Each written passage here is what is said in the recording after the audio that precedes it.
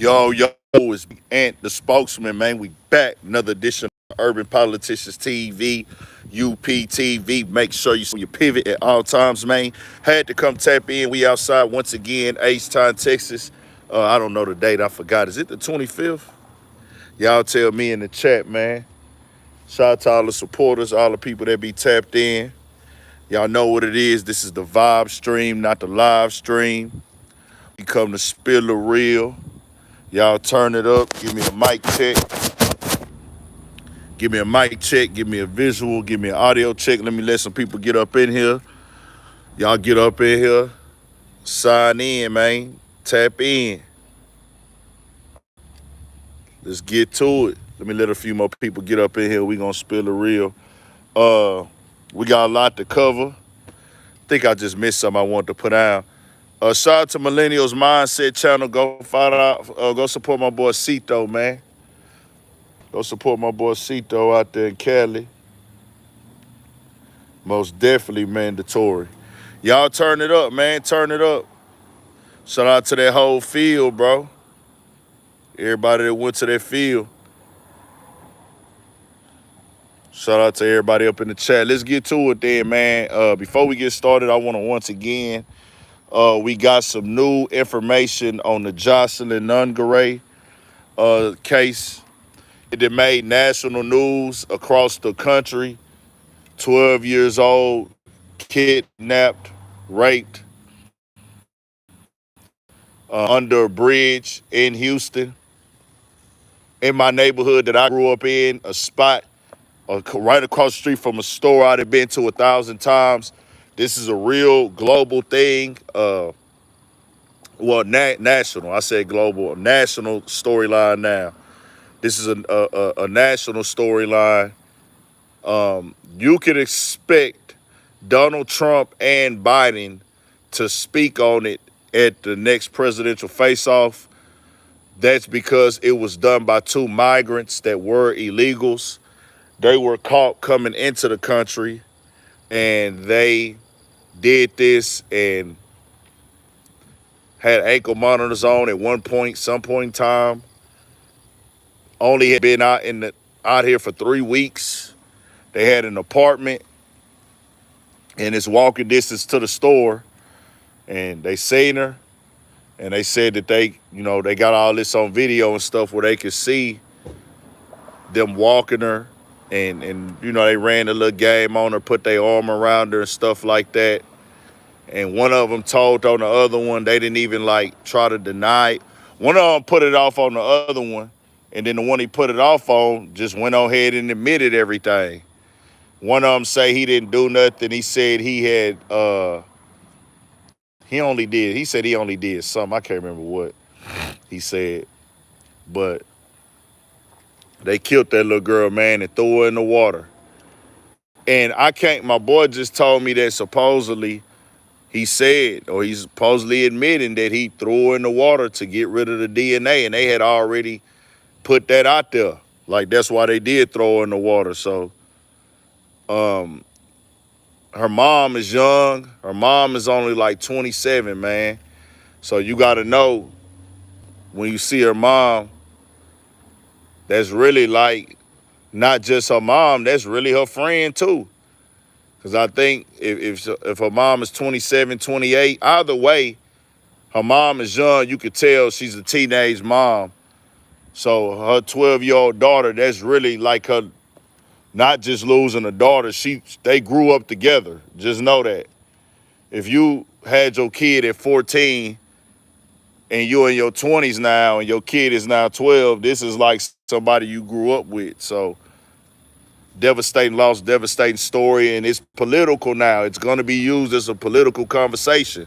And I want y'all to be hip and aware to that and look it up. I grew up, man, right down the street, and I'm not going to lie to y'all before we move on. I know some of y'all might not want to hear this, but, man,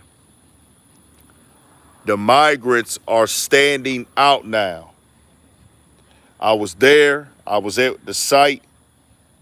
So I told y'all before, that corner store is right across the street where we stopped. I done stopped there 1,000 times. They seen it all happen at that store. Then heard about it all happening at that store. That store is a hot spot.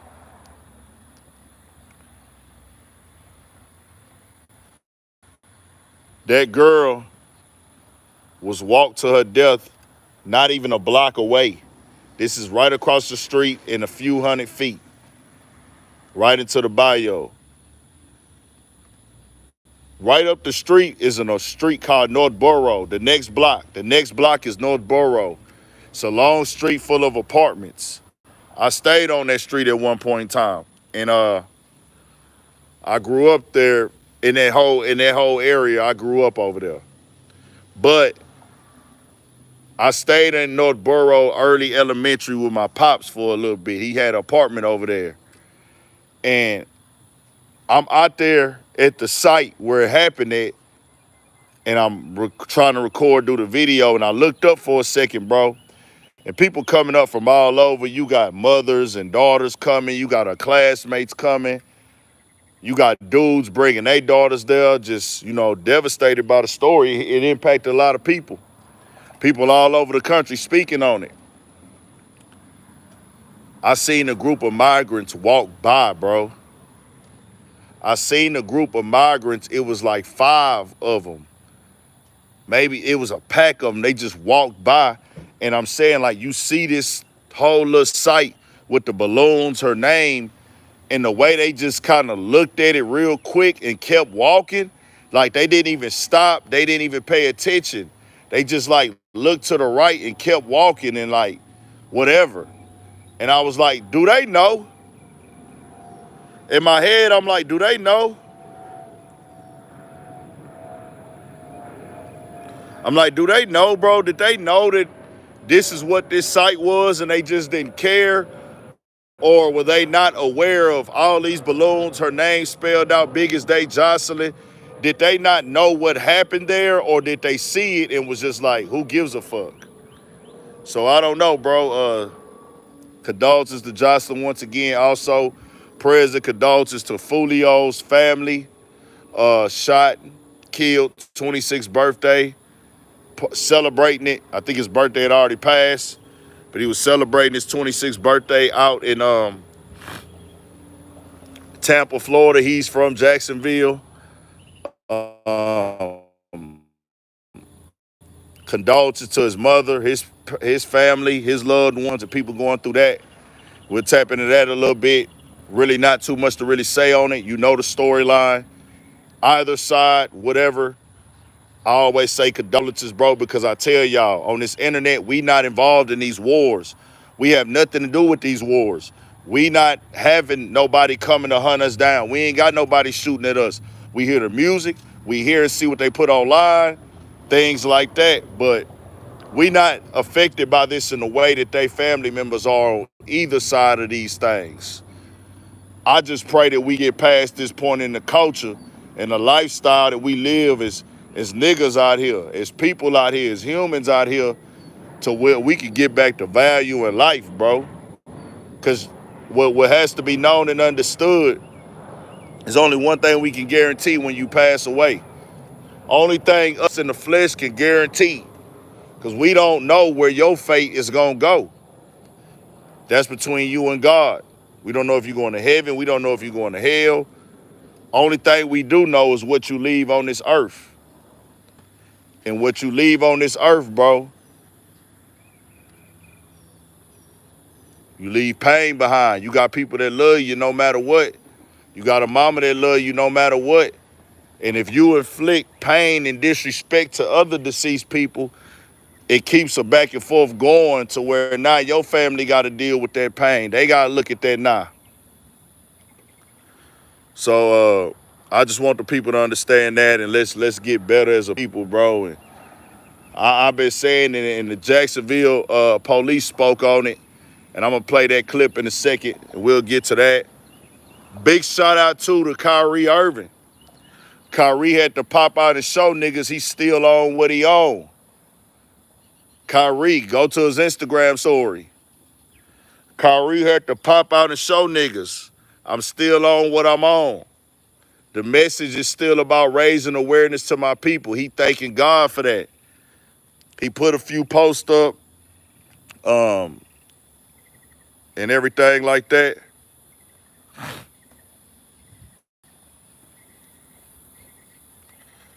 He put up a post.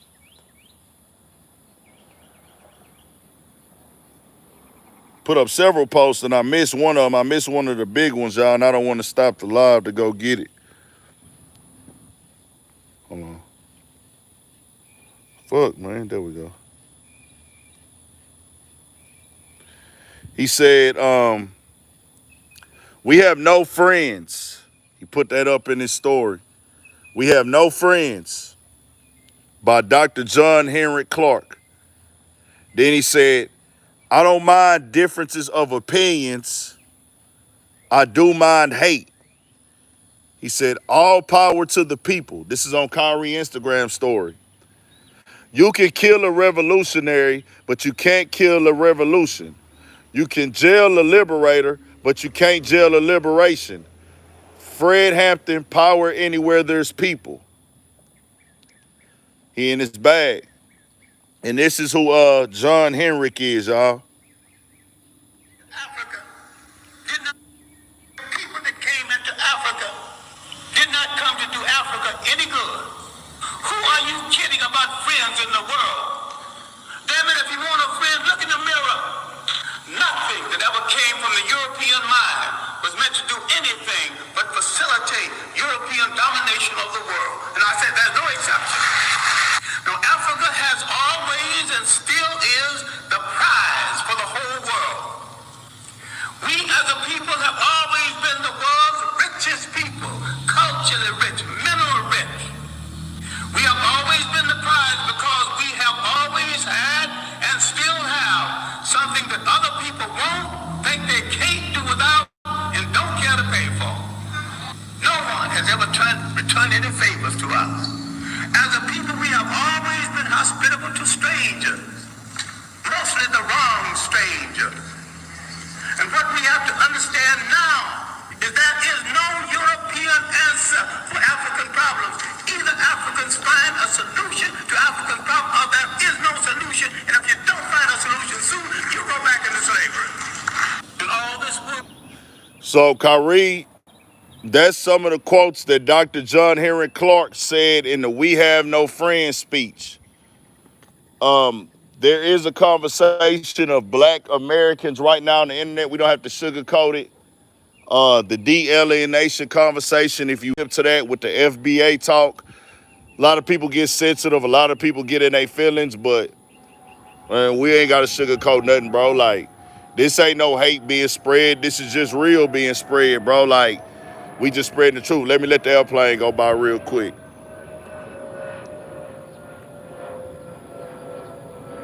Kyrie posted that to his story today, y'all. He posted some other stuff too.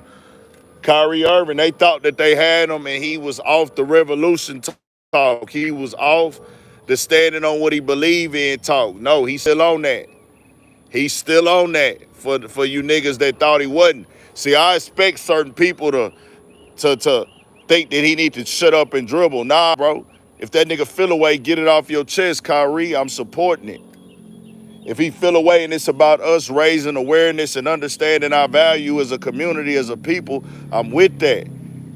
This ain't about us spreading hate, bro. We don't hate people. Our people are not raised to be haters. We not raised to tear other people down based on their race, religion. You can't tell me no black family that raised their kids and said you need to hate these people because of their skin color. You're not gonna find that. Oh shit.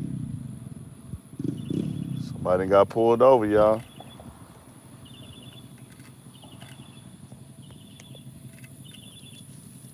Cut their lights off though. I got pulled over back there. See that? Back in the cut. So we really like, nah, bro, like Dog said, we really peaceful ass people, bro. We don't be on no fuck shit just like we finna go tear people down because of they skin color, because of their beliefs, because of their religion. If you think I'm lying, I'll give you an example, nigga. As a kid, we was raised and taught, respect your elders, nigga. Yes, ma'am, no, ma'am. Yes, sir, no, sir. Respect your elders. Yes, ma'am, yes, sir. When I was growing up, when you went to school, majority of the teachers were gonna be white. If your parents hear you acting up with them teachers at school, they gonna beat your ass. They speak it, they gonna beat your ass. You went to a school with a bunch of white teachers and you knew not to disrespect them unless you was one of the exceptions whose parents didn't make you show respect. Especially in the South. I'm Baptist. We praised the white Jesus growing up. So how can we ever look at white people and hate them? We praise the white Jesus.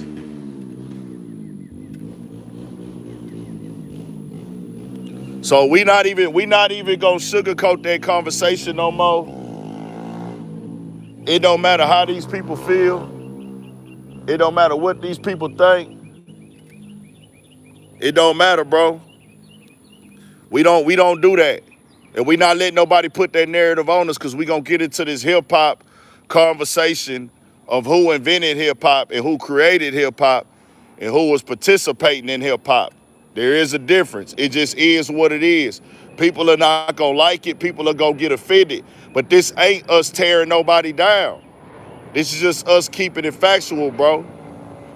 And you should never be offended by these facts. You should never be offended by these type of facts.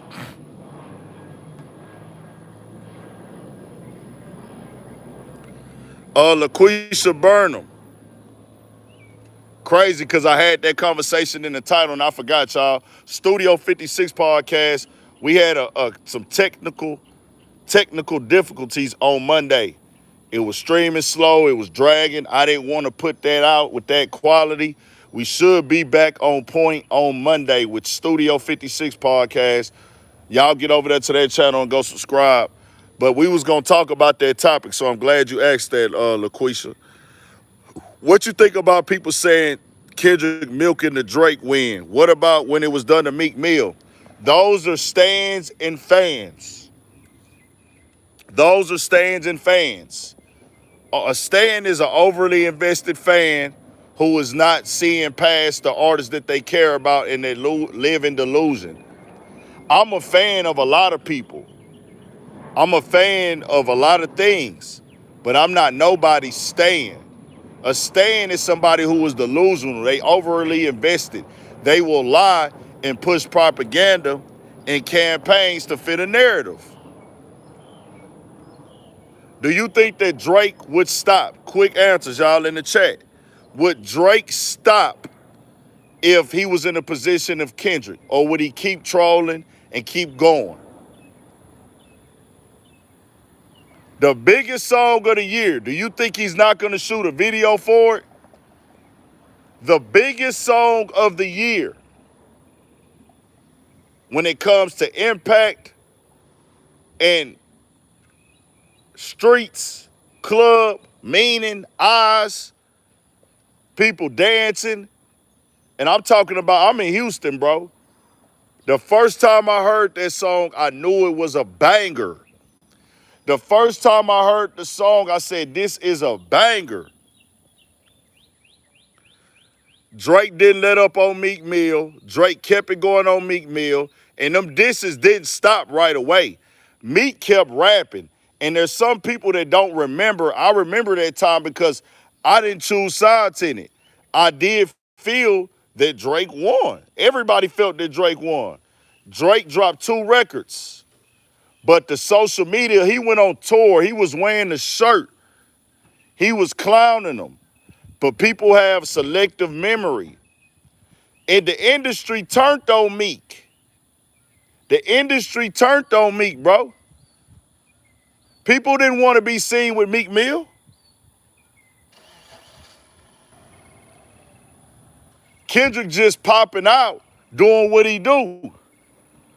Well, who milking it, why it feels milked, is if you looking online, you feel like he milking it because of the support that it's getting. Kendrick is getting so much support, the fans feel like he milking. He not milking nothing.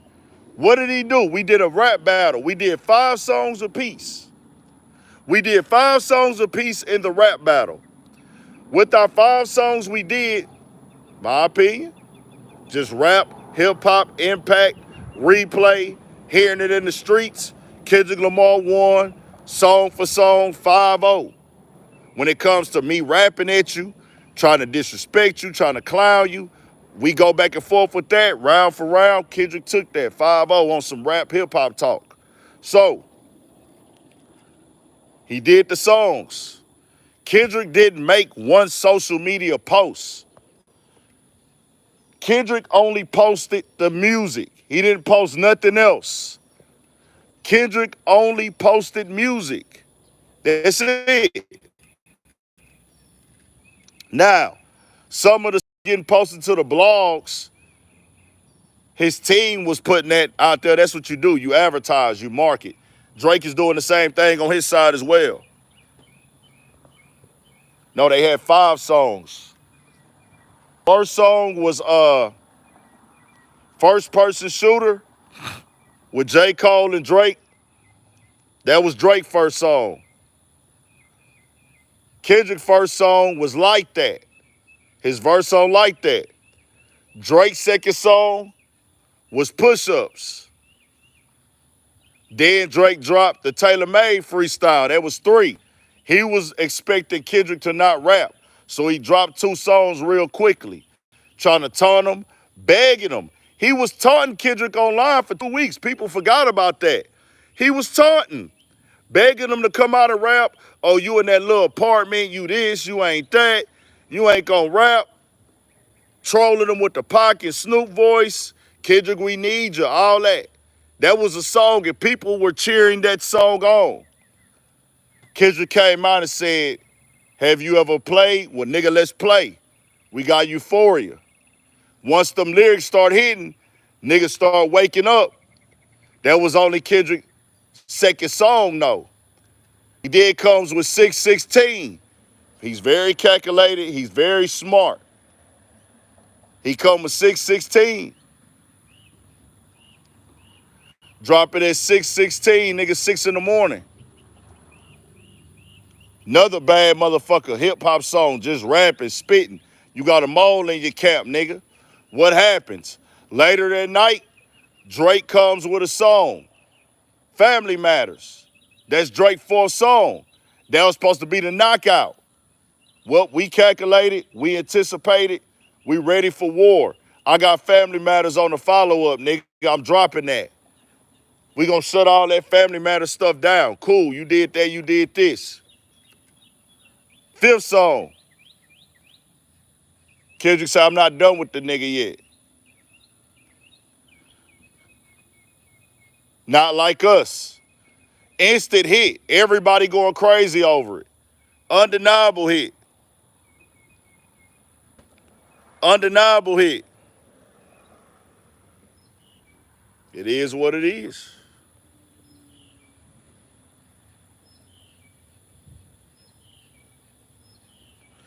Euphoria was getting played in the streets. When he dropped Meet the Grams, when he responded with the Meet the Grams after Family Matters, it was over. That was Drake knockout, y'all. The video, and at first I had him winning that round. But when I got to rhyme to the music, yeah, all the other stuff is cool. Social media is cool. Wham, social media helps. That's a part of battling now. But overall, the music in the car, I'm riding the Kendrick more. 5th round, the Heart Part 6, which is like, it felt like white flag energy from Drake. Kendrick, Not Like Us. And on Not Like Us, he got off. So that's that. Then after that, Kendrick ain't do nothing. Kendrick did a show. Nigga, you hot as hell. Let's do a show in LA. Let's do a show in LA. Come on. I did a show, and then I shot a video for it. Kendrick ain't did no interviews. Kendrick ain't made no social media posts. The only thing he posted was the music. Kendrick ain't did no interviews. Kendrick ain't did no talking. All he did was rap, do a concert, and make music. That nigga ain't milking nothing. It's just when you get online every day, everybody talking about it. People need to grow up and stop being stands. Be an adult here. Let's get to this though. What else we had? Oh, I got to get on Stephen A. Smith a little bit later. Another clown take with the Diddy stuff. I don't know if y'all saw that today. Actually, I'm fresh out the shower, bro. It's just humid out here tonight. This H-Town, if you didn't know, is very humid in the city. It's probably 100 degrees and it's burning up at night, and I forgot my face rag again. My bad, y'all. I forgot my face towel, so y'all got to deal with me. I gotta, deal with that. We got to get into some Stephen A. talk later. He put up some stuff about Diddy reaching, just looking for a moment.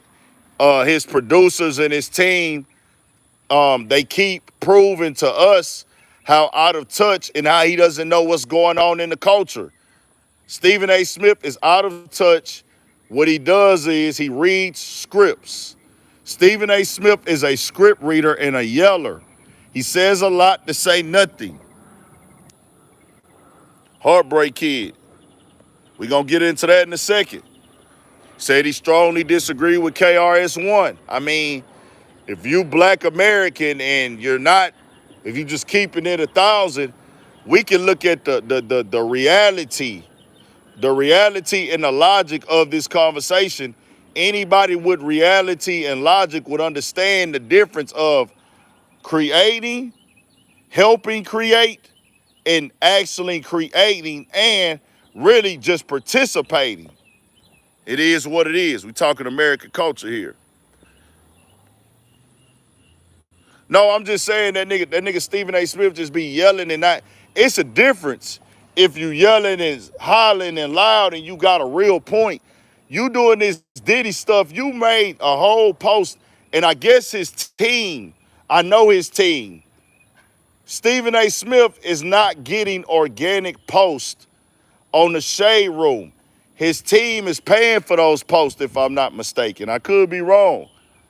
They trying to promote him and make his opinion matter in the Black community, and it doesn't. It really don't even matter in sports. But he's branded in sports. He has the corporation behind him in sports. He's Disney. He's locked in. So his opinion will always be heard and be taken like it's something we need to hear, whether he's right or wrong. He can be right at times. But now they're trying to expand him outside of sports and make the Black community feel like this is somebody we need to be listening to when he doesn't even relate to the common Black everyday culture and he's completely out of touch. Oh, Drake had another leaked track from Cash Cobain. Did y'all hear that? Cash Cobain. So we gonna get into that. We'll get into this Boosie situation and Quando Rondo. Let's do it though. Turn it up, bro. Y'all get us over 100 likes, bro. We finna play the Foolio stuff now. I was talking about the other stuff. Just get everybody introduced. Let some more people get up in here.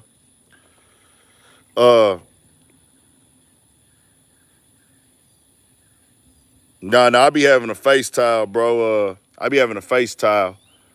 And I forgot it today. My bad, y'all. I sweat easy too. Sorry, though. Y'all get them likes over 100. Okay, let's get to it. Y'all turn it up, man. We ain't tripping on the donations, but we need their participation. So we'll do the Foolio stuff first. Jacksonville Police Department has spoke. Y'all know who they investigating. They know who they investigating. And the people that are being investigated, you know that you being investigated. You being watched. If you ever diss Foolio in a song, you ever posted about Foolio on social media in a negative manner, and you are from Jacksonville, you are being watched. They are investigating you. They've done plenty of write-ups about the back and forth. They've interviewed parents. They've interviewed family members. They've interviewed neighborhood people. They have mentioned their names directly in shootings. They've been arrested. You got interrogation rooms. You got this. You got the hit records.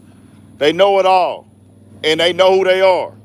This is what the police chief said. I ain't got my speaker tonight, but. What are your thoughts about the glorification of violence on social media, gangs, the detriment to the community, the danger that it poses?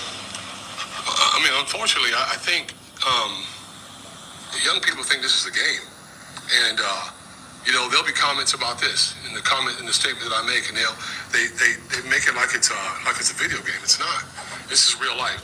So he has a mother, he has parents, siblings, probably friends, and they have to deal with these kind of losses, and it's unfortunate. Now the next thing is these groups, and I won't name them. They know who they are.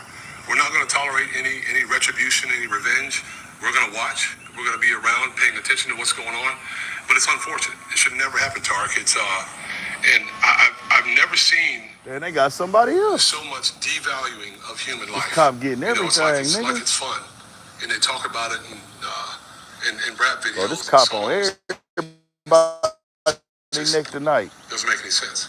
What's your message to anyone who might be a younger person who might be considering this kind of level of the streets? Well, it's not a game. It's my message. This is not something that we're going to tolerate around town. I think the media, I think the citizens of Jacksonville, I think everyone feels the same way. This is not something that's okay. This is not something we're going to tolerate, and we're going to pay very close attention. So don't get involved. Stay away from the nonsense. I've heard some people concerned about the safety here in Jacksonville and retribution. Is that a viable concern?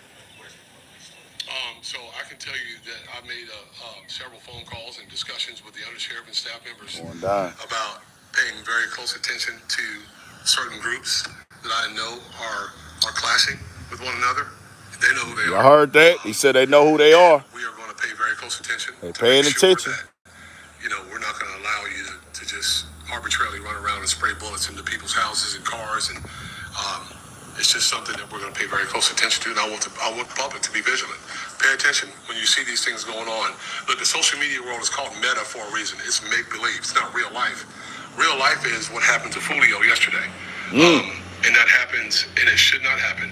So we're going to be paying very, very close attention. What's the deal, man? Grab a drink for you close. Real quick.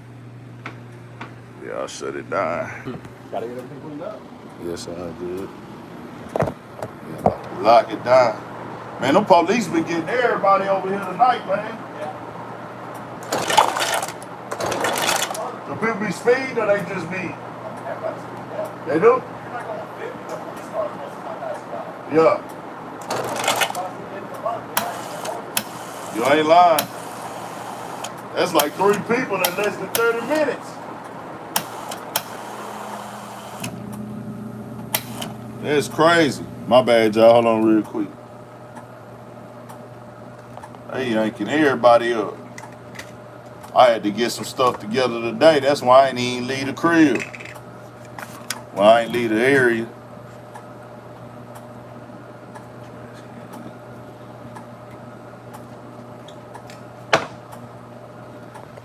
My bad, y'all.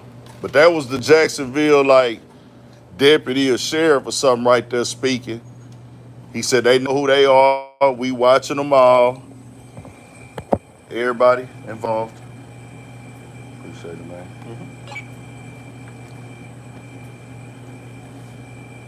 Bet. Good looking, man. Hey, you have a good one? You too. Nah, y'all heard what they said, bro. That's the Jacksonville police chief.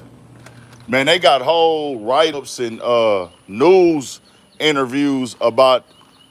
We ain't got to sugarcoat it. It's on the internet, bro. I don't even be talking about stuff like this, but it's out there. This is who they gonna look at. It's on the news. You had an older white dude in Tampa, and I'm gonna play it. I don't know if I got that part recorded. He got on the news at the press conference with the Tampa police The Tampa police, the Jacksonville police, they are working together on this. And the feds. The feds are working with them. People who've been following the channel, y'all know I did a story on it. 2021, maybe 20, they had announced in Florida I think the district attorney, not the district attorney, it was above the district attorney because it wasn't just the county.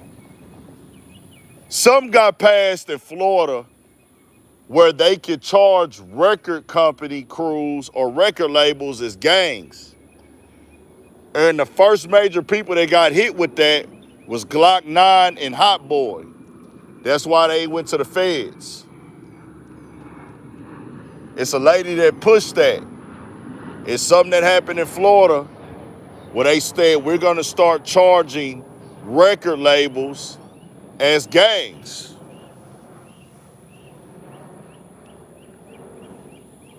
So that was already in effect. It was already covering this. But the feds, the FBI, Federal Bureau of Investigation, Jacksonville, and Tampa police are all working together. If you have any beef with Foolio, they watching your every move right now. It just is what it is, bro. I don't know what happened. I don't know who did what. I don't need to know what happened. I don't need to know who did what. You know what I'm saying? I'm not involved in it. We just gonna spill the real on the conversation. But just know if you got on, you got on. If you got on, you got on and shit. They pulling up, but the door closed. Let me play the police chief real quick. We're going to be following up and making a... Absolutely. My detectives are working day in and day out on this case. They're developing some good leads. We're working closely with Jacksonville Sheriff's Office. We're working with our statewide prosecutor, our federal partners, the ATF and the FBI, and our local prosecutor, Susie Lopez. And I can guarantee you that we're going to be following up and making arrests in that case. Are you guys looking at the social media aspect? Absolutely. We're looking at the social media. We're working with our Jacksonville partners, getting intelligence on that. So definitely all top of our priority. You heard what he said. Federal partners, FBI, ATF, we looking at social media. Now, when the feds get involved in these cases, they have resources that the police don't have at times. Vice versa. The feds and the police like working together. If y'all remember the hip-hop cop Derek Parker, I'm finna put y'all on some game.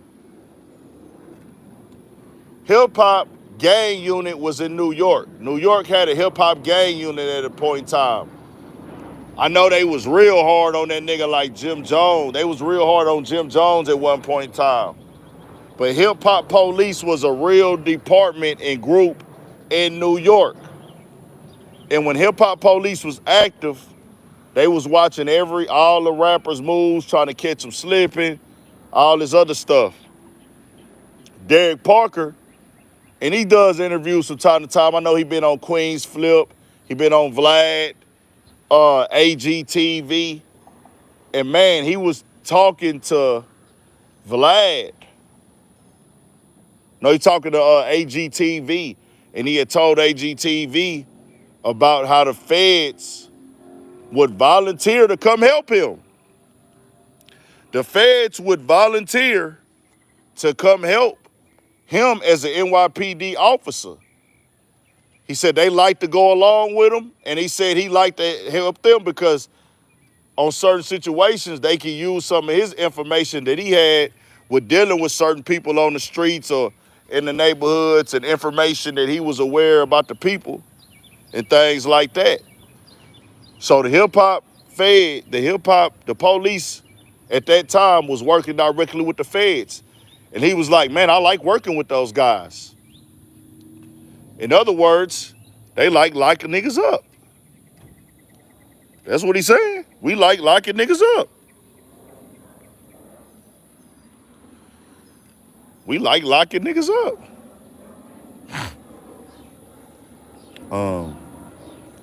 Let Let me play a little bit of this news clip and we'll move on from this. Officers trying to narrow down who killed a local rapper. I'm gonna drop a video on this maybe tomorrow. I'll see. Hotel parking lot over the weekend. Action News Jack's Robert Grant reports that Tampa's police chief says the group behind the deadly shooting is likely from Jacksonville. What? Now the Jacksonville Sheriff's Office is on alert for retaliation as detectives here are heavily involved. Y'all turn us up too, man. Get us up. Get us up to that 150, man. Keep that energy going for the live to be turned. They're people coming into our community. They're not from our community, but it's happening in our community. The shooting that happened on Sunday, that's too close to home. Frustration from Tampa neighbors as their police chief says the suspect behind this weekend's violence that killed a local rapper in Tampa is likely tied to Jacksonville. The indications are that the groups all came from Jacksonville. Police say Charles Jones, known by his rap name as Foolio, was gunned down early Sunday morning in a hotel parking lot. His attorney says he was in Tampa celebrating his 26th birthday. Jacksonville Sheriff T.K. Waters wouldn't name the groups likely involved. These groups, and I won't name them, they know who they are. We're not going to tolerate any retribution, any revenge. We're going to watch. We're going to be around paying attention to what's going on. But during a town hall meeting on violence in Tampa, a former Jacksonville resident did put a name to the rivals. Those two gangs, ATK and KTA, which has killed them all, have been fighting and shooting each other in Jacksonville for a very long time, including in a very nice neighborhood where I grew up. Are the other shootings that we've discussed gang-related? Are they related to this gang? At this point, that's the only one that we have tied to those Jacksonville groups. Tampa Police Chief Lee Burkhoff said in reference to Sunday morning's shooting, Foolio survived 2 other shootings in Jacksonville in the past 3 years. And beyond that, Action News Jax has covered other local shootings involving rappers, ongoing violence some in the music industry say needs to stop. It's becoming a harsh reality. Something got. So, y'all heard that? The police chief and the other guys, they wasn't even gonna say no names or no labels. There no names or no teams or crews, but that older guy right there, I think he was just somebody speaking up there. He didn't see the news reports. Like I'm telling y'all, this stuff is in the news. They breaking it down on Jacksonville got plenty of news stories, bro. You can look it up on the violence between these two. It's documented. Even to K-Sue being arrested and his dad agreeing to testify on him. I don't know if y'all remember that storyline. K-Sue's pops was supposed to testify on him. I don't know what happened with that case. So that was a thing. All I'm going to say is this, bro. The internet will make things seem very simple that are not that simple, and things that are simple, they try to make them more complicated than what it is. You know, the internet will chalk this up. And that's what I try to tell y'all, don't listen to these dudes. They can't solve no crimes from no cell phone, bro. They just can't. You can't lock nobody up off of an internet-only investigation. You have to have proof. You have to have evidence. You can support the media platform, support the blogs. Nothing wrong with that if that's what you want to do. But don't try to go out here and echo this incorrect information, bro. You ain't gonna be able to solve who did what, because it's all about what can be traced back. Did somebody get hired, or did somebody go do it? Who exactly it was? Rappers don't be in beef with one person. And a lot of times, bro, they don't need a location. That's the rap trap. Like I keep telling y'all, the rap trap. People was on here arguing Sunday when I did the live. Oh, it's because he gave up his location. I said, bro, that could be possibly true. But when you're a rapper, your location will be available eventually. You can't not give up your location and be a rapper. They can follow you from a concert. They can follow you from a hosting. They can follow you from wherever you got booked at. To be a successful rapper, you have to be booked. That means a promoter is going to post you and pay you to pull up to a venue. They know where the venues are going to be at. The address is there. That's the rap trap. This is why I say the best thing to do when somebody came on there and said it, and I was glad he said it, don't get involved in this. Just like the police chief said. Sometimes this choose people. Environmental issues, fatherless homes, society, the neighborhood. And they already playing. They know what it is. They accept it. Foolio, from what I see, and it's not for me to say it, he pretty much accepted this. People think he was slipping by posting. I think he really just didn't give a damn no more.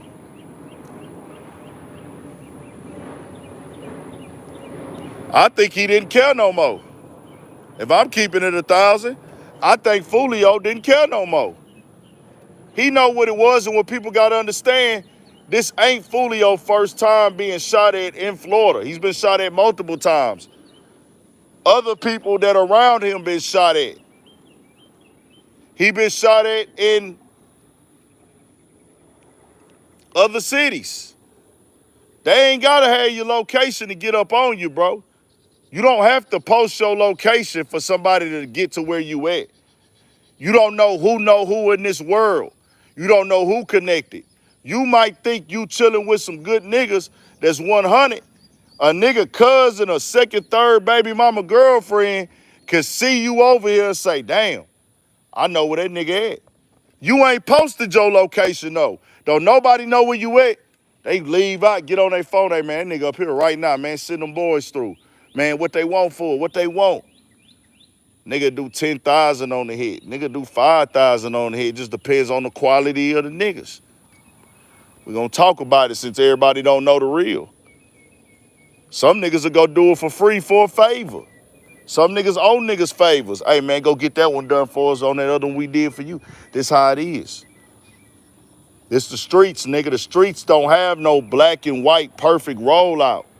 It's always twists and turns. That's life in general though. But it ain't as simple as hey man, just keep that. I don't like the location and conversation not true. That's for anybody. You don't want people to know where you at. But it's so many layers to location. I'm gonna give you a prime example before we move on. P&B Rock. There were certain bloggers mad at me too. I'm not gonna say no names. I don't really want to get into no bullshit. And it's another blogger that got me a little. I'm not mad at the nigga. Texas media platform. I ain't gonna say what city, but I'm good with majority of the media outlets. But dog, if he see this, he know who he is. He been on some real like undercutting shit. But if I say what it is, it's gonna come off as super duper petty and y'all might not even understand it. Some of y'all will, of the weird shit he been on. And it's fucking weird, bro. It's like super duper weird. And it's not no interviews. It's not an interview. It's not a fucking interview. I've never even met this nigga before. I've never met him, never talked to him. The police is out here tonight, boy. I've never met him. I've never talked to him. Never been in the same room with him.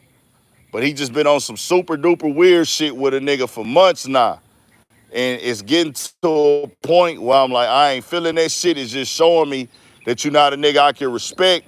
I know you gonna weasel your way out of it. You know who you is if you see this, bro. You know who you is, and you doing some weird undercutting shit. And the shit ain't solid, bro, because I'm doing what I do organically, my nigga. When I be on here talking and putting my shit down, I'm really meaning this shit. I'm really living this shit. This how I'm really rocking. This how I'm really vibing, bro. When I come on here and speak and do my 1-2 shit, I did that so I could win, bro. I did that I had to come up with that. I came up with this shit, how I do this shit, because everything else was so oversaturated. And for a nigga just to consistently come in and do the little shit he doing and then act like he doing some solid shit, I ain't feeling that shit. Hell nah, it ain't no Sean Cotton. Of course not. Me and Sean Cotton don't even do the same thing at all. It ain't no interviewing shit. And y'all know I don't do the Instagram blog shit for real, so it ain't that. It ain't nothing to do with no interviews. It ain't none of that.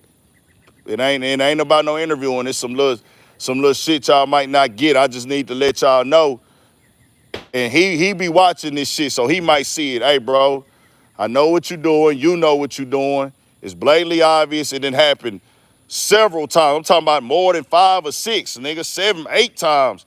The algorithm gonna push the bullshit to me, bro. So it ain't no denying it. Just correct that shit, dog. Keep it solid, bro. That you know, if I did that shit to you, you would be pissed off. Cause you complained about somebody else doing the shit to you. But you complaining, but you doing the same shit to me, nigga. Nah, he in Texas.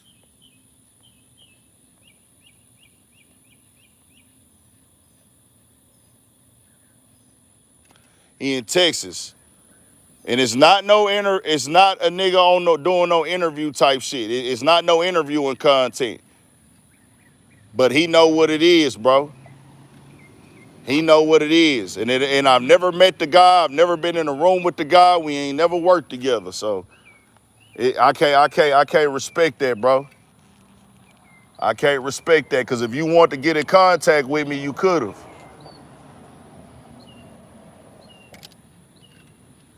You know how to get in contact with everybody else. If you really want to holler at a nigga and keep it G with a nigga, you could have did that.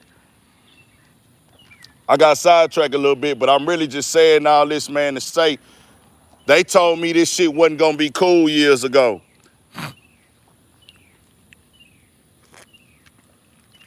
Bro, academics is not from fucking Texas, bro. Like, that is, you know what? Let me just move on, bro. I just said it's not on no interview and shit, and the nigga not, and I said the nigga from Texas, bro.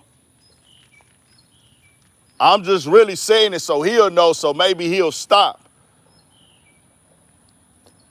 And y'all know, I done did interviews and tapped in, and I know all the Houston media niggas. Most of them, and I know a lot of Dallas ones too. I know a lot of Austin ones too. It's a lot of them I don't know. It's just dog playing a fucking weird game, and I don't fuck with it. Why is niggas talking about academics, bro? This ain't got nothing to do with academics. If it was academics, I would say academics. Nigga, it's not academics. Academics ain't doing academics. Nigga, academics done put me on this channel, nigga, like, nigga, every time academics use a video and he just used the video because he looking for the content, niggas DM me, nigga. Academics ain't never said nothing about me, nigga. Never said no slick shit or nothing. Whenever I'm on academics channel, or he used one of my videos that I dropped, he using it for the video side. He know who I am though. He ain't do shit. Niggas be DMing me, hey man, you was on Act channel. I remember I used to get that shit all the time. Niggas don't do it no more. He probably ain't been using none of my videos lately.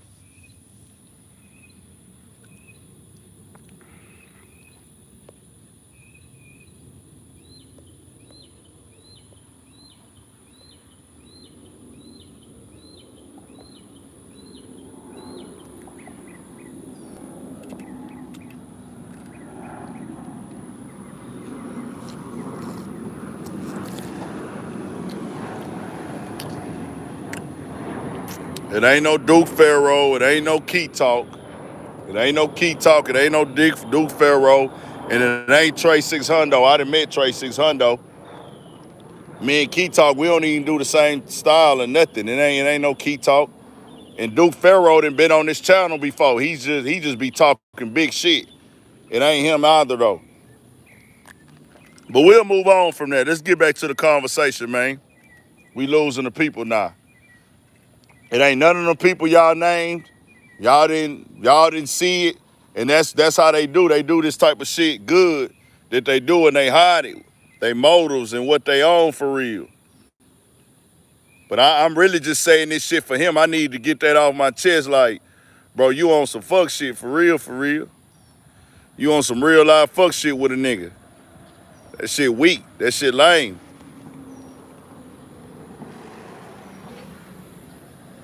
Yeah, we gonna move on. It ain't none of the people that y'all typed in here though at all. It ain't none of them at all. Ain't none of them did nothing to a nigga. Homie didn't do nothing to a nigga. He just doing some undercutting shit. It ain't stopping nothing. It ain't hurting nothing. We gonna grow regardless because we get it out the mud.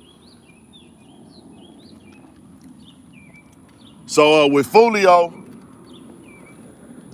let's turn it back up with Foolio. God bless his soul. The lives lost in any of these wars. Y'all heard what the police said. I want y'all to know it ain't that simple how y'all make it, bro. A nigga don't gotta get a location to get up on you. Look at P&B Rock. And that's why I lost it. I started thinking about the media niggas. Couple media niggas back when P&B Rock got killed, they thought that I was dissing them because I said you can't solve the crime from the cell phone, and I called people out for blaming his girlfriend, for blaming his baby mama. I said y'all filed for blaming that nigga baby mama. Even, I think Young Berg jumped, a bunch of people jumped out there and said his baby mama gave up the location. Everybody was blaming his baby mama, bro.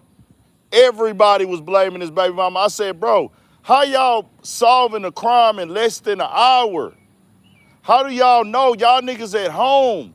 Why is our culture like this? Like, fam, y'all trying to solve the crime. If it's not on video, you wasn't on the scene, fam, you can't solve it. Pay some respect to these people, bro. And they'll call this hating what I'm saying right now, dog. That's not hating. I'm keeping it real. When P&B Rock got killed, it was about 50 niggas on Twitter. Man, his baby mama did it. She did it. He did it. I'm like, bro, y'all don't know what this even about, nigga. You don't know nothing. Niggas got mad at me because I was saying that. Oh, nigga, you this, you that. You don't know, nigga. You don't know what's going on, nigga. You just, I'm seeing this little shit. I'm like, bro, these little niggas weird, bro. Niggas in the comments mad. Then you think you know everything. Nah, nigga, I don't know everything. And that's the difference between me and y'all. I'm cool with not knowing everything. But what I need to know, I know. And also what I do know is common sense and logic will never go out of style. When P&B Rock got killed, they blamed his baby mama for 2 days, nigga. Then guess what? Come to find out, it wasn't about no location. These people didn't follow his Instagram. They seen him walk in the fucking building. They seen him walk in the fucking building. This is why I keep telling y'all, stop having, well, he dropped his location. He dropped his location. Nigga, they don't need no location to kill you, nigga. They don't need no location to kill you. They don't need no location to kill you.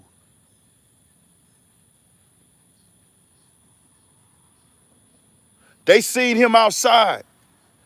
We want that chain. He a lick. The dude, who's a terrible father, went to the house and picked up his son to go do the robbery. I seen him walk in the building. Wham, wham, wham. He walk in the building. Hey, man, let me go home and get my son. Hey, go in there and rob him. He go rob, his son go rob him, son, kill him. Now you got a murder and a robbery case on you. Took a father away from his kids behind a chain and a watch.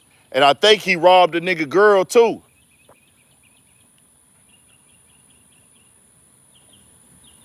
They didn't need no location, bro. I'm just trying to tell y'all when it can happen to anybody.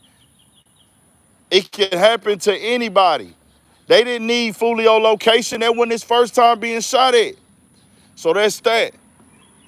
Let's move on.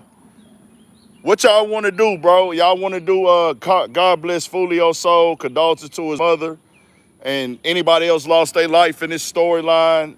All the people losing their lives, condolences to their family. God bless.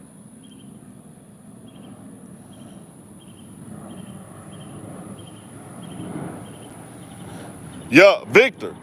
Like I said, hey, Victor, I tried to tell these niggas the first day.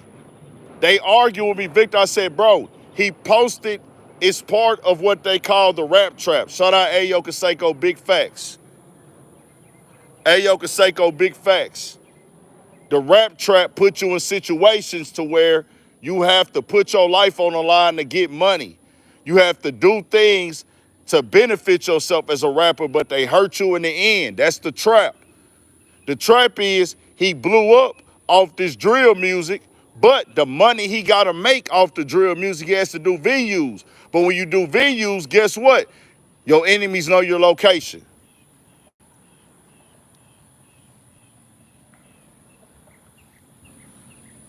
Voodoo is a religion, bro.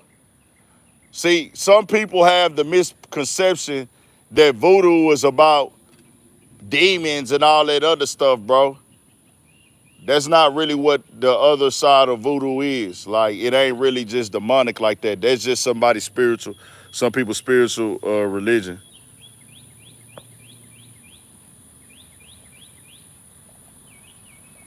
Shout out to Mailman. Let's get to it. What y'all want to do next? Boosie or Quando Rondo? It's on y'all.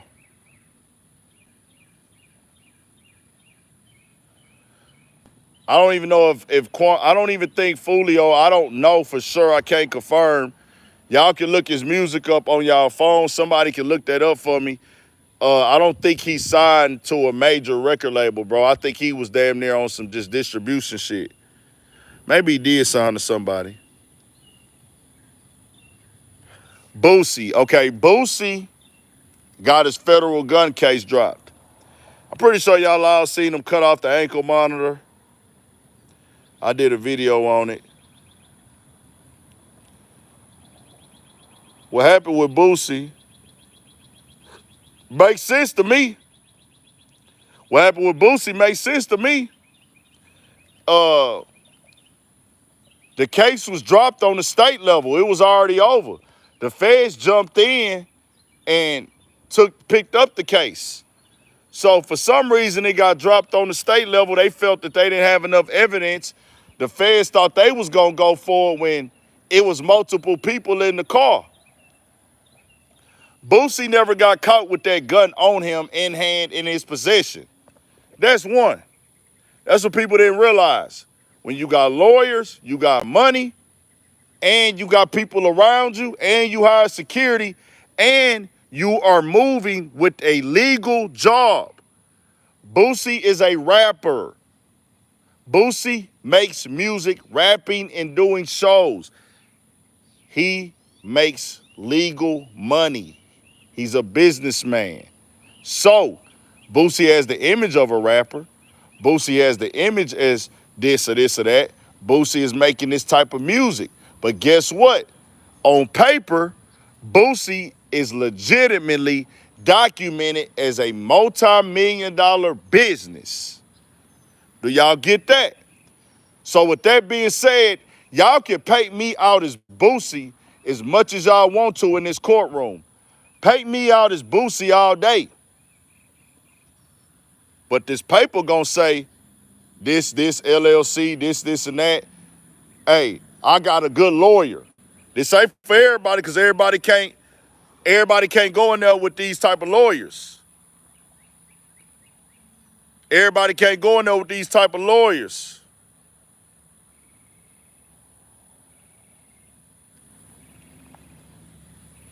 I'm a convicted felon, but I got 2 security.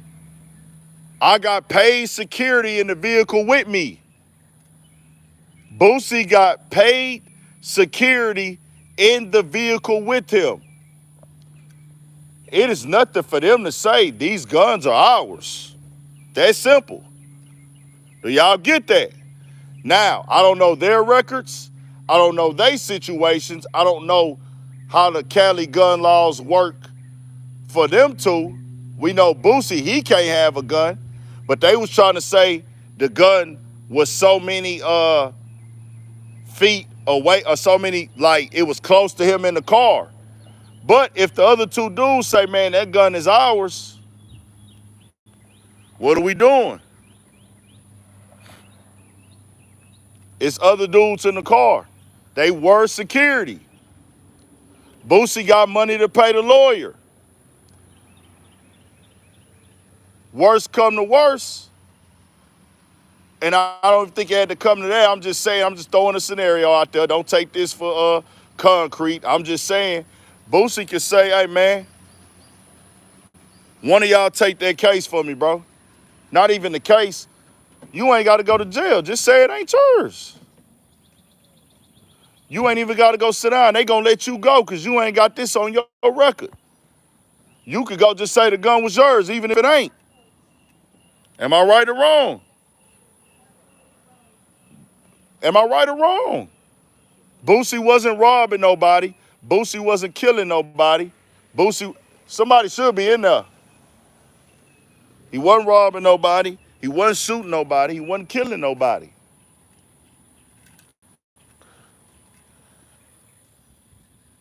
They got pulled over because they was watching them dudes at the video shoot.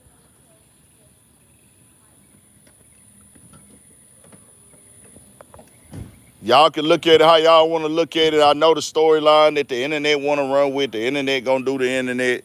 Y'all do what y'all do on it. I stand firm on what I said last year when it happened. A lot of people was getting on me about that. They couldn't distinguish what I was saying. I try to get y'all to distinguish what I be saying. I don't care about the morals of the law because they not based on that. The morals of a man do not align with the laws of the land. The morals of a man do not align with the morals. No, the laws of the land don't align with the morals of a man. The laws of the land don't align with the morals of a man. And I say that to say this. Convicted felon with a firearm, you do need to follow these laws because if you get caught, you're going to go to jail. You're going to have to take accountability for it, even if you don't want to. This is not an excuse for you to jump out here and break laws because you don't agree with them. I'm just saying these laws are outdated and they need to be updated. A convicted felon, I don't care if you're a rapper, I don't care if you own a grocery store, I don't care if you have if you work at McDonald's. You should have a right to have a gun, first off, if you have no violent convictions on your record. That's first and foremost. If you have no violent convictions on your record, if you have never shot anybody, you should be able to have a gun. After you get done with your probationary period, they need to restructure that law and give it a standard time frame to where you can now carry. And then make it a thing where if you get caught up again, maybe you get charged for more. Because people like Boosie and others, they're not breaking laws. And they're getting arrested with the gun for breaking the law with the gun. The law is having the gun. But as y'all see, we got people who are using guns to kill people, doing mass shootings. But you telling convicted felons they can't have guns. If you can prove, I don't care where you work at, the corner store, the grocery store, McDonald's, Burger King, warehouse, machine shop, anywhere, you should be able to protect yourself.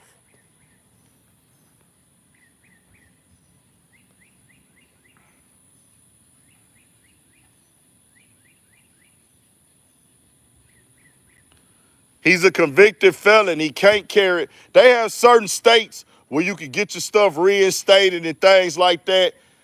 I don't know about Cali. I heard their gun laws are real strict, bro.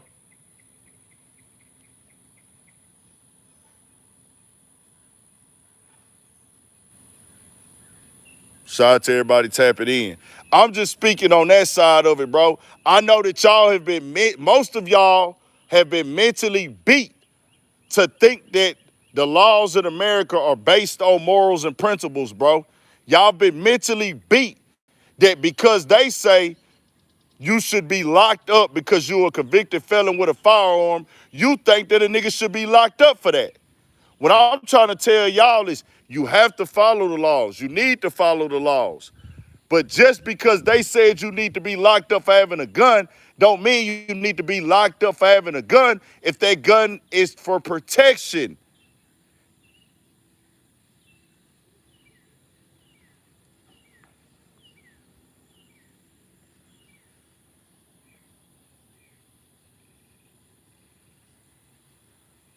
Boosie ain't locked up he was locked up for drugs, bro. Boosie did time for drugs. Boosie didn't do time for no guns. Boosie don't have no gun offenses, bro.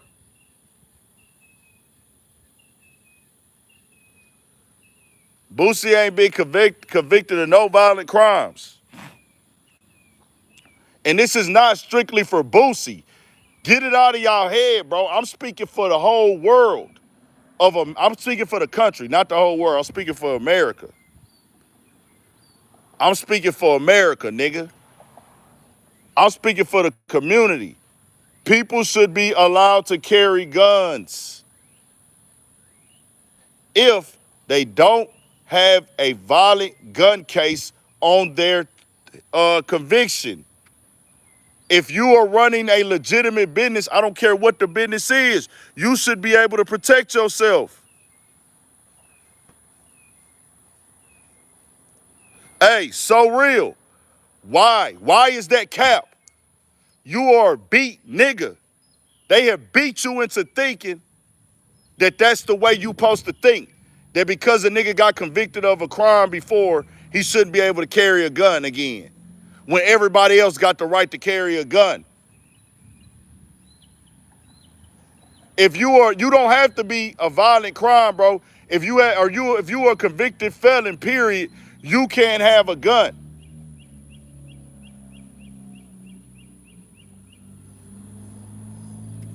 But y'all ain't gonna get it. Y'all don't understand it because, like I tell y'all, we get the celebrity names in these titles and over on these channels to get y'all here, but we try to take it outside of the celebrity conversation to make y'all think. But y'all can't, because y'all are personalizing it on Boosie. Y'all are personalizing it on Boosie. So real. That's a lame ass response. I said, what makes it a point where it makes sense you can't protect yourself because you got caught with a gun before? I said the law is outdated. When I say the law is outdated, just like several other laws is outdated. Y'all do know by law, you stupid niggas on here couldn't even go in a restaurant with white people 60 years ago, stupid niggas. And at that point in time, they weren't trying to change that law. Till they got forced to change it. Niggas start boycotting, nigga. You couldn't sit on the bus, nigga, until they changed that law. Because the laws are man-made by people who was old and hated niggas. You stupid ass niggas, wake the fuck up and use your brain. God damn. That's why I don't fuck with niggas for real. Because y'all niggas is so whipped. I can't have you niggas standing next to me when shit get real, bro. I can't have Stephen A. Smith niggas next to me going in on Kyrie when he's standing up for himself. I can't have no Charles Barkley next to me. Take your bitch ass on the other side, nigga. You niggas go on the other side. Ain't no in between on this shit, bro. These men made these laws, and these men by law, they had it documented. They had us on paper. They could sell us. They could own us. That was the same people that made those laws are the same people that make the laws now that we follow, nigga. The same people that make those laws is the same people that got niggas paying taxes.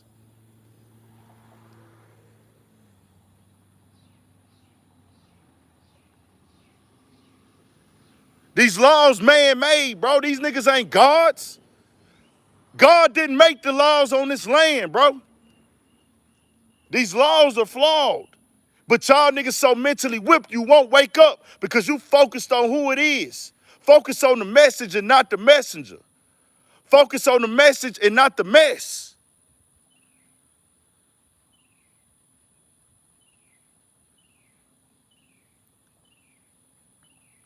The real heaven's healing. This is what I do, nigga. You ain't got to be over here. We turned up regardless, nigga. I did this when I had 7 views on YouTube, nigga. Can't no nigga talk down on me. I'm getting paid to do what I was gonna do regardless in life, nigga. Talk about rap, talk about hip hop, talk about sports. Now we put it on the platform and we get paid for it. God got me. Thank you, God. I ain't gonna never downplay this blessing, and he know what's in my heart. All you niggas that try to make fun of niggas for doing YouTubing, doing commentary, doing podcasts, doing media and blogging, I get paid to do what you niggas do for free. Talk, nigga. Talk. Hit the like button while you on here, nigga. Everybody talk, nigga. I get paid to talk, nigga. Understand the difference between me and you. A nigga found the loophole, nigga. I found the loophole, nigga, by the grace of God, by the grace of my family, by the grace of what I done put out, the hard work, the sacrifices I done made, nigga. Can't a motherfucker tell me shit, nigga.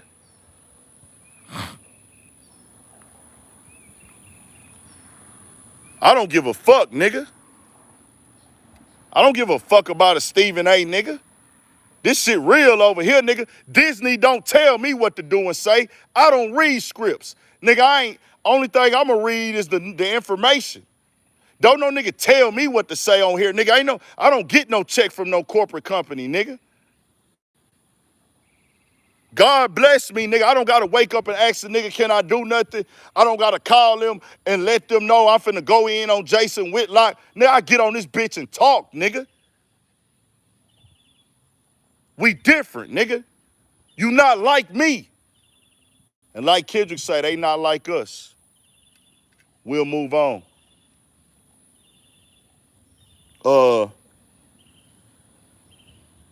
Let's get on to this Quando Rondo story. Now, with Quando Rondo's case, dog has not been, he got a plea deal today. But they have not disclosed the agreements in that plea deal. People gonna jump out there with Quando Rondo and say he did this and that. We don't know what's what with his plea. They came to an agreement. The terms of it are not there yet. He was looking at a 20-piece federal. That case was not going to be able to be beat. I think it was like 20 or 30 members on there. There was no way Quando Rondo was going to beat that case in court.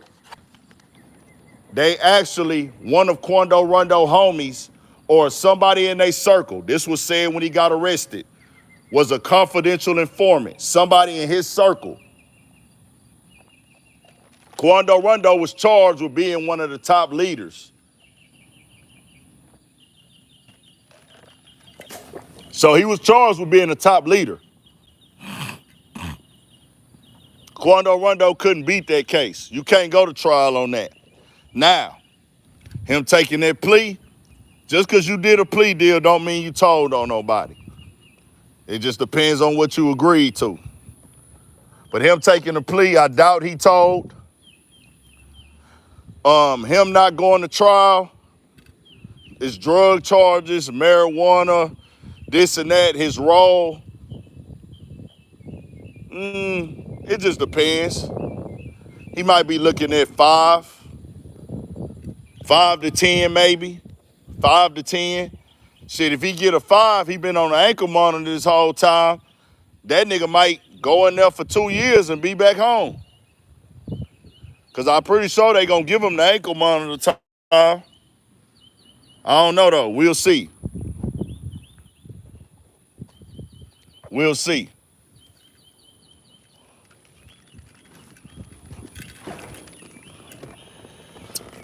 I got to charge the phone up, y'all.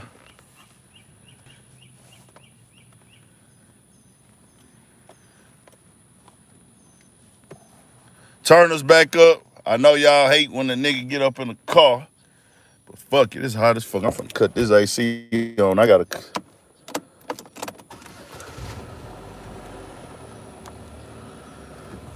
charge this bitch up real quick.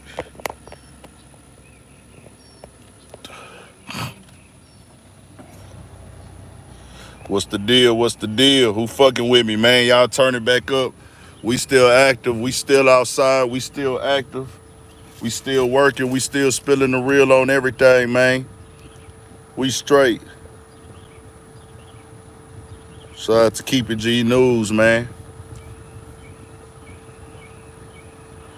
So that's Quando Rondo situation. They did not give any information on his plea today. So we don't know what's what yet. We don't, he's going for sentencing. I think they said June or July. I can't remember. But I read the write-up. They did not give any information on the plea. They didn't give any information on the plea deal yet. You know, everybody like to jump to these conclusions and run this line, run that line, and press that line and press that line, man. Yeah, he took a plea. I ain't gonna lie, it wasn't like just depending on how it went, depending on what they offered him. Cause bro, he wasn't gonna beat that case, bro. He wasn't gonna beat that case. He was looking at and maybe they all agreed to take the plea. Like fuck it, man, let's go ahead and take this plea. They got, mind you, out the gate, Quando Rondo was charged as like basically like a leader slash distributor slash facilitator for this situation on these drug charges. They didn't get charged for no violent crimes though.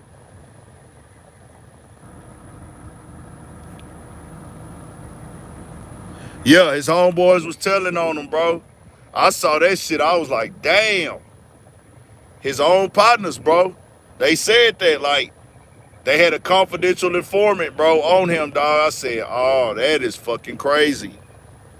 You wasn't gonna beat that case. If your partners is, or somebody in your circle or somebody is cool with you, if they ain't telling on you and they a confidential informant, that means that they're wearing a wiretap. They showing they taking pictures, they sending text messages, they letting them know your operation, they letting them know what you're doing. You're not gonna beat that in trial, bro. You're not gonna beat that in trial, bro. So he had to take the plea deal. But Quando Rondo is still young. Yeah, they said that out the gate, and then one day he hopped on social media and said, man, there's some real snakes in my circle. I said, oh shit, it didn't hit him. It didn't hit him. What didn't happen? But they said that when the nigga first got arrested, they had confidential informants. Yeah, they had fentanyl out there. They had fentanyl in there too, but I ain't gonna lie, bro.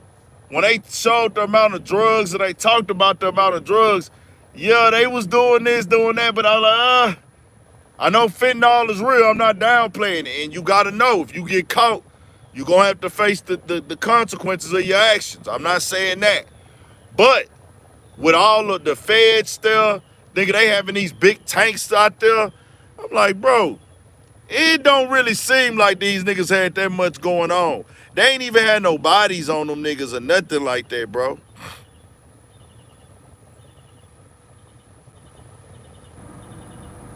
Yeah, facts, Keep It G. It was the gang enhancement, bro. The gang enhancement. Y'all know they put in a petition in Savannah to get him moved from Savannah, Georgia. People in the community, but the judge kept giving that nigga chances too. Like, she blocked the petition for them to make him move. He got in a car wreck. He was on drugs or high or something. Got in a car wreck or something. The judge let him bond out on that. I was like, damn. Yeah, it's the gang enhancement shit, bro. It's not, we not doing no telling. They got it in the write-up, rolling 60s. It's in the write-up. They put the rolling 60s all up in the indictment and everything, bro. I thought I recorded that shit, but I didn't send it over here, y'all. My bad. Thought I sent that bitch over here.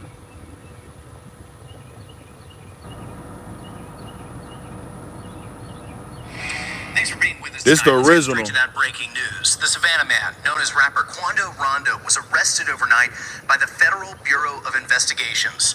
24-year-old Taekwon Bowman was taken into custody on federal drug charges, according to an FBI spokesperson. Savannah Police was the arresting agency. They say Bowman was pulled over at Burroughs and 37th Streets around midnight Friday. SPD says he was the passenger and the only person in the car taken to jail without incident, according to a department spokesperson. Now, the federal arrest comes nearly 6 months after Bowman and 18 others were indicted on 49 counts of state drug and gang charges. Bowman was accused of violating the Street Gang Terrorism and Prevention Act for playing a role or managing role in the Rolling 60s gang. But his troubles didn't stop there. While out on bond in July, prosecutors say he crashed and rolled his car after an apparent overdose. Judge Tammy Stokes denied the state's motion to revoke his bond, but ordered he could no longer drive. Then in September, prosecutors tried to ban him from Chatham County. They said he was the target of several shootings and that his presence posed a threat to the rest of the county. Again, Judge Stokes sided with the defense and Bowman was able to stay out. Shortly after, I exclusively sat down with his aunt, who told us since being indicted on state charges, Bowman hasn't been the same. To him, it's like depressing and aggravating, but we got faith in the law.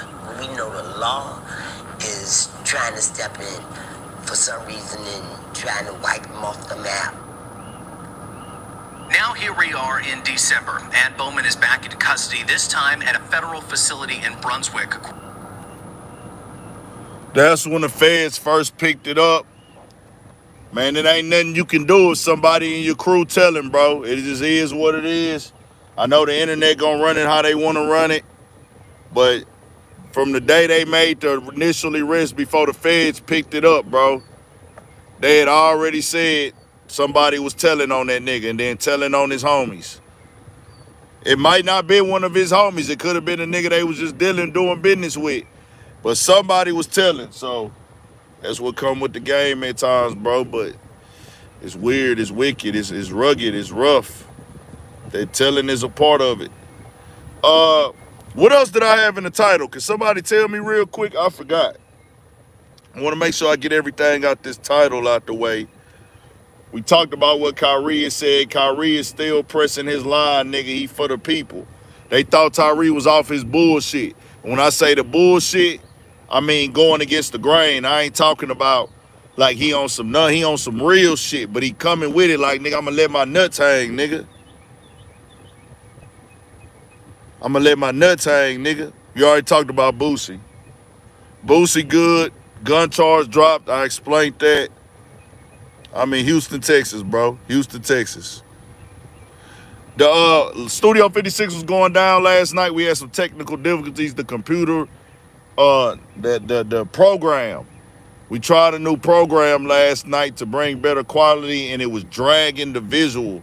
Audio was clear, but I knew that it would be very bad, and y'all wouldn't watch, and I don't want to have nothing bad quality where people can't tolerate it. Like this right here, this some raw, uncut shit. I don't care. I don't gotta have the best microphones. I don't gotta have the best set. We getting our point across, me just vibing on this motherfucker right now with y'all. We still getting our message out there. Let's get back to it then. Hip Hop Origin. Let's go. But nah, that's what happened last night. All right, I might need to put this on the speaker. Let me put this on the speaker for y'all niggas, man. We here. Y'all turn it up. That like button. I'm finna get it together for y'all niggas. KRS-One last week was at an event, looked like a school or a teaching event or something like that. And Dog was talking about everybody that was involved in hip hop. Lord Jamar responded, called the nigga out. And the real live is 30 minutes. Go over there to Lord Jamar Yada I Mean podcast. That's where the full footage is at. But this is the little clip that I put together. The Latino role. Today, people want to downplay the Latino role in hip hop. Yeah. They are so stupid. Yeah. Really? Hip hop would not have existed without specifically Puerto Rican. Specific. Hey, can y'all hear that? Can y'all hear that? Can y'all hear that or not? Let me know real quick. I need somebody to let me know in the chat. Is that clear? Okay, bet. Let me know if it's not clear, y'all, because I don't know what y'all hearing right now. Y'all got to let me know if it's not clear. Today, people want to downplay the Latino role in hip hop. Yeah. They are so stupid. Yeah. Really? Hip hop would not have existed without specifically Puerto Rican. Specific. Cubans were here, Haitians were here, Dominican Republic was here, everybody was here. All of South America been in the Bronx, okay? But Puerto Ricans in particular sided with the black folk here, and the Jamaicans were coming in as well. And this group of Puerto Ricans, Jamaicans, and American blacks made hip hop. Not American blacks, not Puerto Rican, not Jamaican. All over. Made the culture. Did KRS make me upset? No. I wasn't upset, but I knew he was wrong. I knew he was wrong, and it's certain people that posture themselves, and some might even say that I do this, but it's not what I'm doing. I'm standing on truth. Anyway, some people posture themselves as super official, you know, and they'll use whatever to try, whether it's record sale, your reputation in this rap game, or some kind of to use to try to act like you can override them. You know what I mean? I got niggas 2-3 years older than me talking about, you were not old enough to know what was going on. You weren't there. Shut the f up. Who cares? He on them niggas' Who neck. cares if I was there or not? Were you there? He on them niggas' neck. When your mother and father? Huh? How do you know that's your mother and father? Talk to them niggas, Jamar. How do you know that that's your mother and father? You going by their word? Because you wasn't there. Get on them niggas. I'll tell you how you know. I'll tell you how you know. You know how we determine parentage? Through DNA, mother. Through DNA. Talk to him. Now, when I look at the DNA of hip-hop, when I look at the double helix of hip-hop, oh, what I see is soul music, funk music. I see people that, parents that might have come up in the South who moved to the North, talk to him. The New York City area, and whose children came up in that post-Civil War, not Civil Rights, not Civil War, that post-Civil Rights era with that Northern attitude, that attitude that was like, motherfucker, I wish I was around during slavery times. I wouldn't have let motherfuckers with me. Like when Roots came out when we was young, niggas was like, I wish a nigga would. That's the energy that birthed hip-hop. Those kids that watched Roots and all that type of shit. Now, I do got to stop it right there real quick for Lord Jamar. He didn't mean any harm by this, I don't think. But when he said that Northern attitude of, I wish a motherfucker would try to whip me in slavery. I wish a motherfucker would. The northern side. And it's kind of like, I don't think he meant it like that, but to certain people, I know it came off like he said niggas in the South don't have that mentality. And so I want that to be clear. I feel like Lord Jamar wasn't saying that niggas in the South is not on that. He just was saying they was in the North and they just had that energy about it. But I ain't gonna lie. Niggas in the South like that too. After slavery. During slavery, nobody was like that. It's the same people. The same people from the South that moved to the North.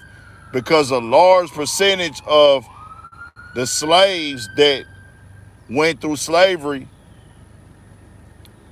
they didn't land in the North. They landed through the South and worked their way up. Now, they had slaves in the North, but it was mostly in the South. And the difference is people can say what they would do now, but you can say that now because you know. This is a time when the people didn't know. And let's be for real. They don't promote the slaves that fought back. They only promote a handful. They don't even know, and I got to say this real quick. We don't even know how many slaves were killed. They don't have a number. You know how other mass killings of a race, of a religious war, you know how they kill all these people in these other countries or all over the world and they can give you a number? Bro, they don't have a documented number of how many slaves was killed, bro. They don't know. We don't know. What they do is they give you a number, and I've even seen it worded before that they didn't want to kill slaves because they saw them as valuable. That's all sugar-coated, bro. We don't know. We don't know how many slaves ran. I mean, they had to hire slave catchers for a reason. They had to hire slave catchers for a reason. Like Nat Turner, the rebellious slaves that gained a name and their stories carried on was that. But it's a gang of slaves that was rebellious, that was down to die, that did die, that committed suicide and everything, but they stories don't get told. But they be wanting us to think like it's only a handful and all these niggas they all laid down and went down quietly. Not all of them. Some of them did because they didn't want to get killed, bro. You got to think about it. Even all the way up to the 1960s. Niggas had to get beat, sprayed with water hoses, abused just to go able to sit in a restaurant. Niggas had to go face motherfuckers. And mind you, this is why it's not good to say those type of things at times. And I get what people are saying, and we need to have that energy now. You had to be okay with going to jail. You had to be okay with being beaten by the police. You had to be okay with fighting. This is what these people went through. You had to be okay with possibly being bombed. It's easier to say that now because you can see the other side. They went through it so you could be on this side of history. They went through it so you didn't have to go through it. So we got to stop that conversation. And I know Lord Jamar, he didn't mean no harm, but we got to stop talking down on our ancestors, bro. We got to. We got to. Let's go. And I know Lord Jamar, he didn't mean it like this. Shout out to Lord Jamar. That's the energy that birthed hip-hop, bro. And that's the DNA you see all in hip-hop. And so we hear it musically with the type of samples that we choose or chose to play at that time with the break beats that we chose at the time. But we also hear it in the language, okay? We see the DNA of the 5% nation very much inside of hip-hop with terms like peace and cipher and God and son but nowhere do you see the DNA of Puerto Rican culture. Puerto Rican culture. I'm not talking about Puerto Rican individuals. I'm talking about Puerto Rican culture. Jamaican culture. those things did not influence hip hop, regardless of how official motherfuckers sound saying it. I'm sorry. I hate to hurt your heart. But the thing that you adore and love is something that Black American youth created. I'm sorry. I'm sorry that hurts your heart for some reason. I don't know why it hurts you so much. But this is a fucking fact. No one said y'all wasn't there. No one said you wasn't there. Sure you were there. But if I'm building a house and you watch me build a house, does that mean you built it too? No. We were there. Yeah, you were there. But there's a difference between a creator and a participator. I love my Puerto Rican brothers and sisters, and that's why I don't like the way y'all are trying to frame me. Like I'm hating on y'all or something like that.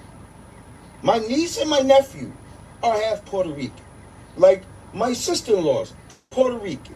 Like Puerto Ricans. I have many Puerto Rican girls coming up. Hold on, let's talk about it. Though, why I gotta keep it real.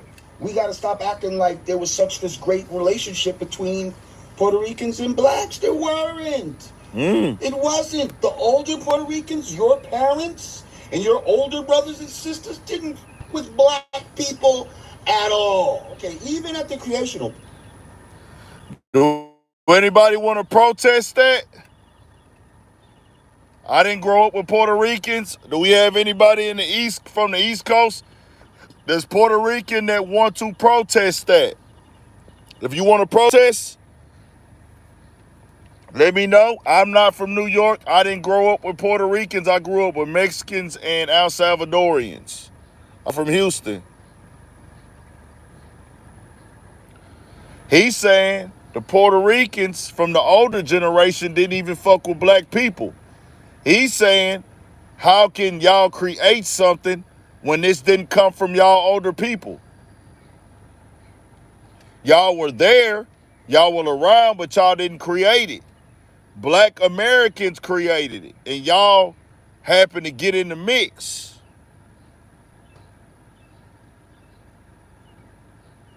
This is not the equivalent of I have black friends. Because we don't be turning we don't turn our back on people when people don't like us, bro. We don't be like, oh, well, your mom and dad don't like black people, so I'm not gonna fuck with you. Our parents don't tell us your Mexican friend can't come over here, or your Puerto Rican friend. Our parents don't tell us that, bro. Our parents don't give a fuck.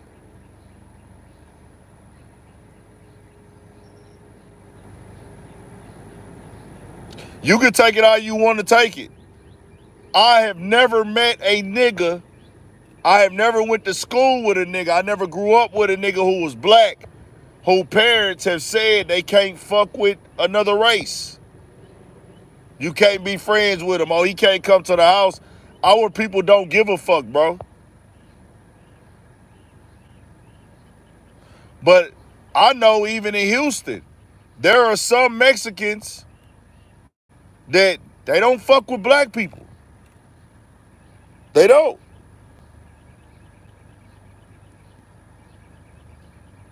They don't. It is what it is. And for people who want to deny it, and this is not all Mexicans, bro, because I got a gang of Mexican homeboys. I love Mexican women. I love Mexican women. I love Puerto Rican women. I love Latino women, period. I love Latino women, bro. Love them to death. I got a gang of Mexican homeboys, and they'll tell you, nigga, I rock with them niggas. Niggas that rolled in my car. Niggas that hung with me. Niggas that kicked it with me. These my people, nigga. I got love for them niggas, bro. Love they mamas. They mamas got, bro, I got Mexican people that treat me like family, nigga. That's why I always say some. Because if I call one of my Mexican people that I fuck with, they coming for me, dog. But I just know what it is. I done had a Mexican girl. She loved me to death, nigga, but her mama don't fuck with niggas. Her mama just was like, on some like, I don't like that black. I don't want you dealing with the black. No black.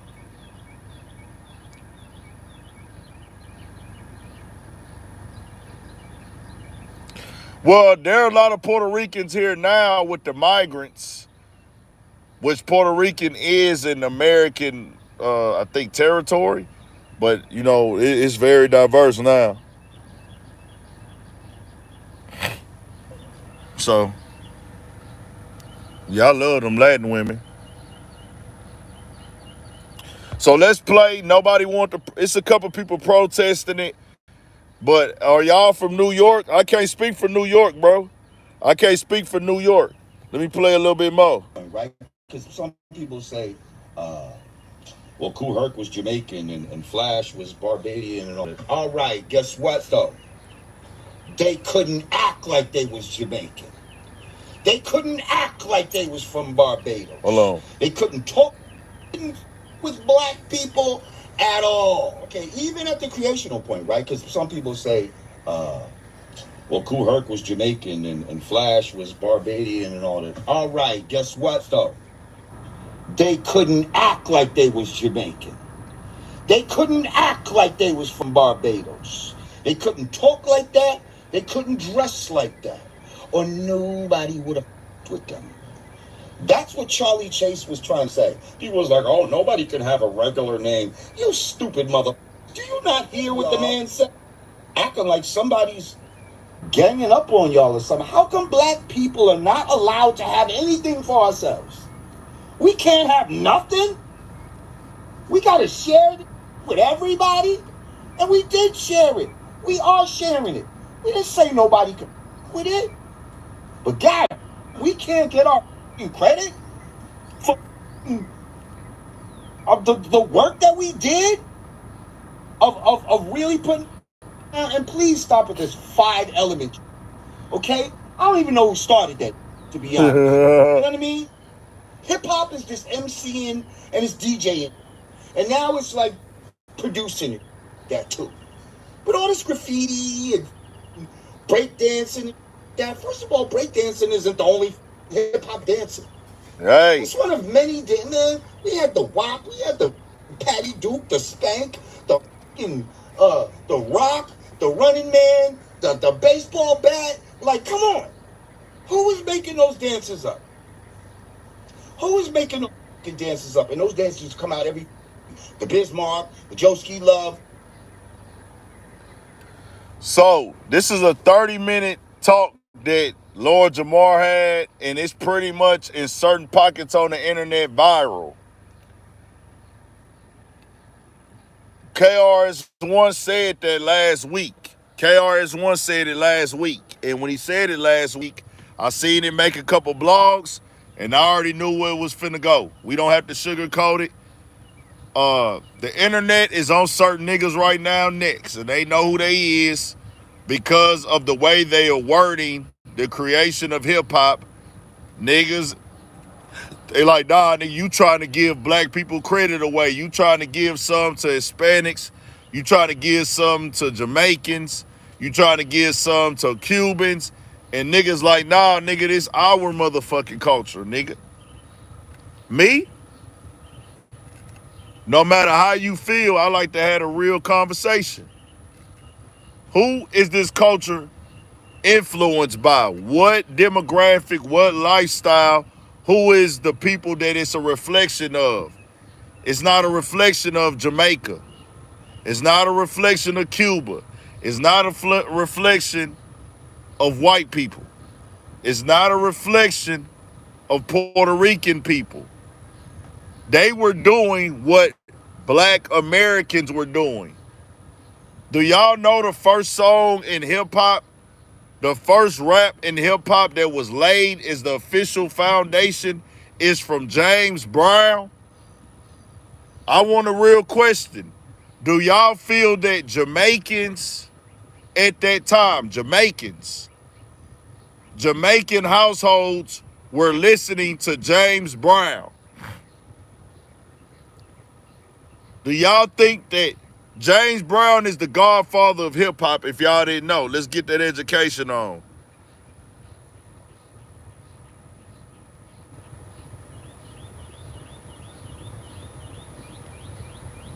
For people that don't know, James Brown is the godfather of hip hop.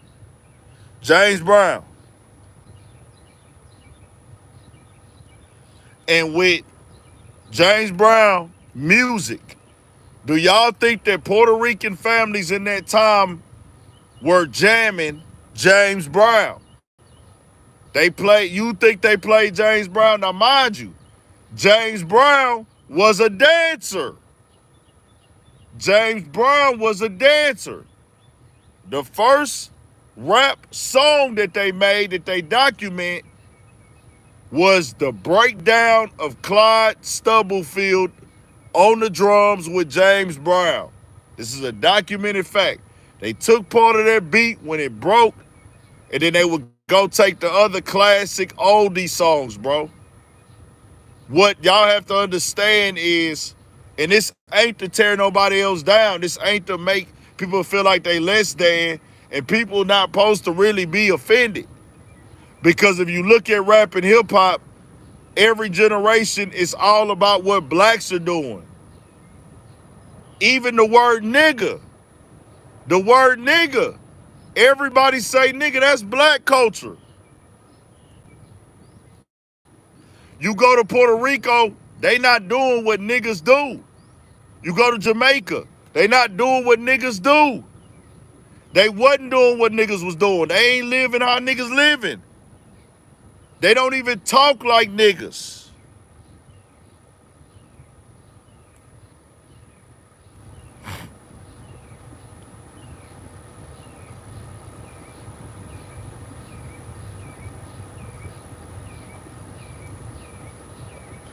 We just keeping it all the way 1,000. What's good?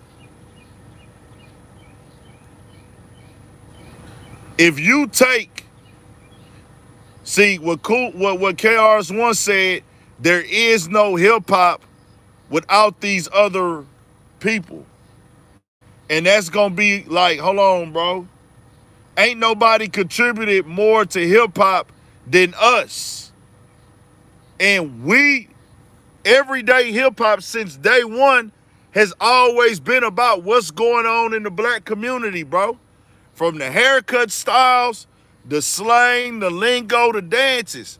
So when you say there is no hip hop without all these people, that's wrong. Because it's what we do. I tell y'all all the time, not everybody black is hip hop. Not everybody that is black is hip hop.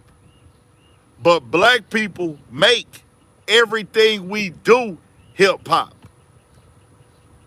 I'm gonna say that again. Not every black person is hip hop. Not every person that is black is hip hop. But black people who are in hip hop make everything we do hip hop. Everything we do, we make it hip hop. The way we talk, the way we dress, the way we get our haircuts, our slang, our lingo, city to city, state to state, accent, everything. We make it all a part of hip hop culture. The way we talk to our mothers, all of these things, we make that that. You come to Houston, we call our mothers our tea ladies. You go to Chicago, they call their mother their OGs. And when we get in interviews in our culture, we talk about that. The way we dress. Detroit niggas, they like to wear Cartier glasses. That's a wave. Rolexes and Cartier glasses. That's a wave for them. They style of beats, they lingo, my baby. And they other lingo, dog shit, all that. You come to Houston, what's our culture in the black community? Drink, slow down music, candy painted cars, Taper fades. Taper fades. Damn, another lawman. Taper fades. Braids to the back. What's our lingo? Come and dine. Pulling up. You know what I'm saying? We talking dances. Let's talk dances. We come up with that, like he said, bro. They talk about break dancing, which, hey, I don't know who's the first person to break dance. But, nigga, we create dances every day. James Brown was dancing, nigga. We had a gang of groups that was already dancing. That's what we did. We always been dancers. We always had rhythm. Before a song and everything. We been had dancers. Let's think about it, y'all, how often we come up with dances. That nigga Lord Jamar's not lying. Just think about your cities. Let's take Houston. We got a dance, the South Side. We had a dance called the South Side. Niggas still do that hoe. Oh, we doing on the South Side. The South Side. Yeah, the South Side. Everybody soccer rock them do the South Side. The South Side. Yeah, South Side. The South Side. Ace tying is chucking up the deuce and giving niggas dab. You know the South Side acting bad on the slab. We throwing up the deuce and giving niggas dab. South Side, nigga. That's a dance in Houston. You go to Dallas, the Dougie. The Dougie, nigga. Now, Dougie Fresh was doing this dance, but the Dallas niggas took the Dougie Fresh move and said, we making this a whole dance in a song. They did boogie music. They doing boogie music. Another H-Town dance. We had that hooker going up for a little bit. The hooker. Do the hooker. Do the hooker. You go to New Orleans. They got 100 different bounce dances in New Orleans. They got a whole culture of bounce music where they do bounce dancing in New Orleans. And in Shreveport, they got the ratchet shit, which they spread through the whole Louisiana doing the ratchet. Yeah, do the ratchet.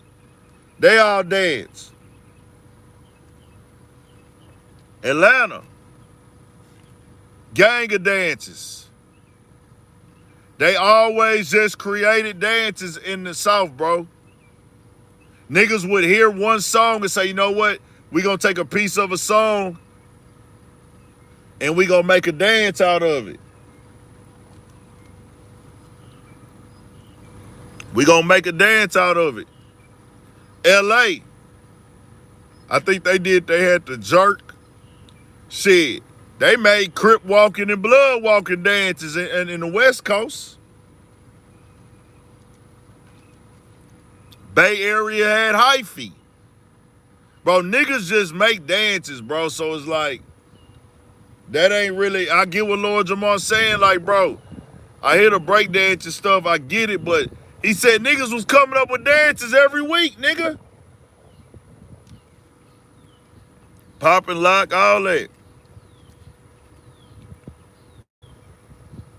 Memphis niggas had they dance. Memphis niggas had they big dance. You know, Country Black used to do it in the videos. Duke Deuce be doing it. Is it called crumpet? I don't want to be wrong on that. My bad. I don't want to be wrong on that. Juking. It's called juking. Yeah. Juking. My bad. Juking. Come on. We be two-stepping. All that. So I wanted all that to be clear for y'all, man. Y'all turn it up, bro. This ain't no hate, bro. We don't have no hate for no Puerto Rican people. Nigga, my T-lady watched this live, bro. I can't express no hate for nobody, and that ain't who I am, bro. I don't walk around with hate in my heart. I don't look at other races as like I need to tear them down to lift myself up, bro. I'm comfortable in my own skin, but we gonna speak the truth. Nigga, we the heartbeat of this culture. Nigga, this our culture, bro. We are what the culture reflects. We dictate what's cool. That's why anything in this culture got to get validated through us. If we don't validate it and accept it, it's not taking off. That's why a lot of people have used rap and hip hop as a stepping stone to get their shit off. Because we could give you if we co-sign you, you in there. And what have we done a lot? We've given people co-signs who later on showed that they wasn't lying, you know.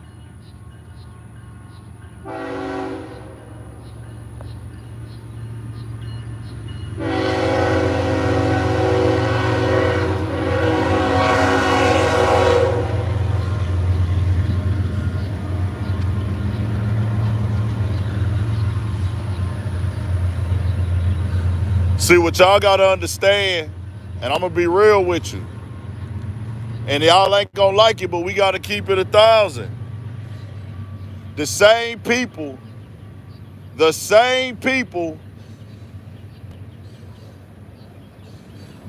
that KRS-One is speaking up for, not all of them, but Haitians, Jamaicans, Cubans, Dominicans, and Puerto Ricans, some of them will tell black Americans, we don't have a culture. Am I right or wrong? You just heard Casanat say it on his live stream. That nigga said we don't have a culture. Burna Boy was pretty much saying the same thing. I talked to a Haitian.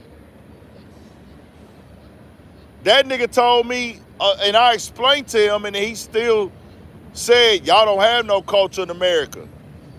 Bro, do these niggas not look up the definition of culture before they say that? They want to say that they created hip-hop, or they were a part of creating hip-hop, but then tell black Americans y'all don't have a culture. But then come participate. They don't make, y'all hear the delusion? Do you hear the delusion? Let me know. Does that make sense to y'all? My boy say juking is a Miami thing. I don't know, bro. I'm incorrect. I can't confirm or deny nothing. I know Country Black used to do that one dance. I'm not trying to take nobody credit. My bad if I'm incorrect, y'all. I'm not confirming no dances on what city started them.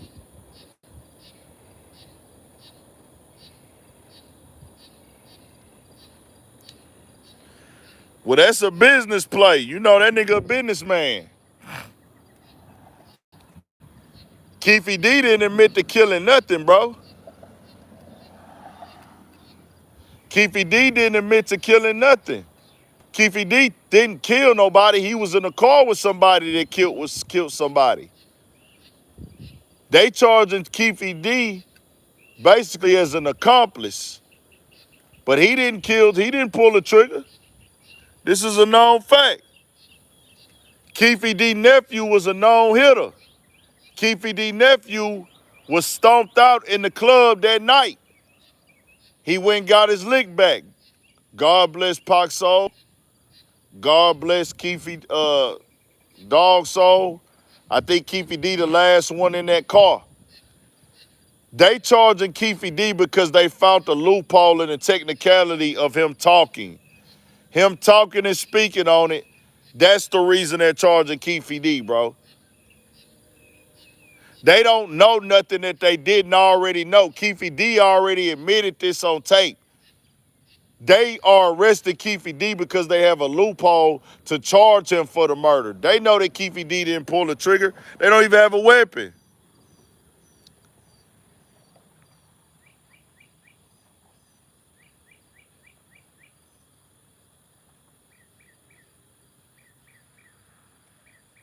But he doing business, bro.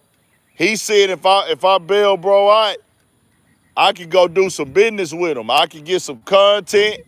We could do this. It's gonna be a bag for me. You know, that's part of his game, being controversial. That's part of his game, bro. So hey, that's what they do, bro. You know, when people do things, I say, hey, he gonna do what he do. Everything is a business move. Pac ain't feeling nothing about this, bro. He don't feel no way. Nigga, Pac could have told who shot him the night he got killed, bro. Pac said no. Now, Pac's family is going to feel away. Pac's brother, and I can't tell Pac family and his brother and his loved ones how to feel. I know they want justice, so I can't speak to that. But I'm saying that Pac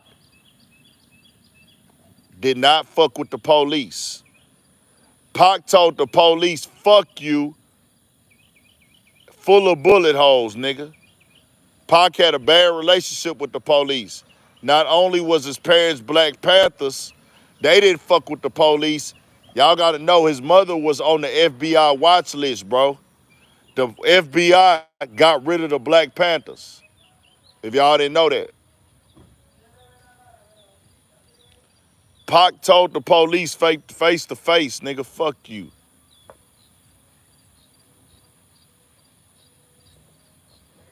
Appreciate the donation, Melissa Mells, appreciate the donation.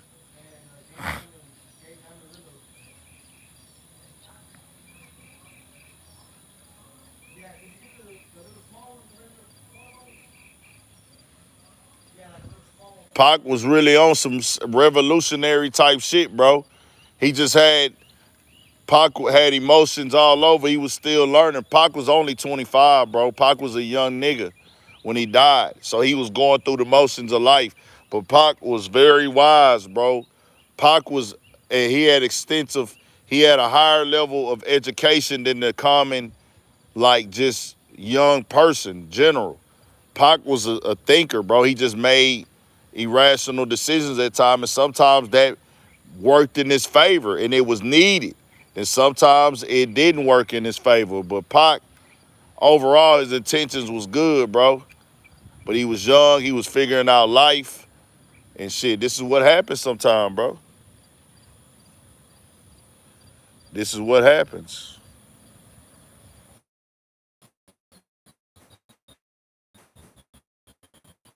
Pac was wise. Pac was smart. Pac was wise. Pac was on point. Pac was doing his stuff.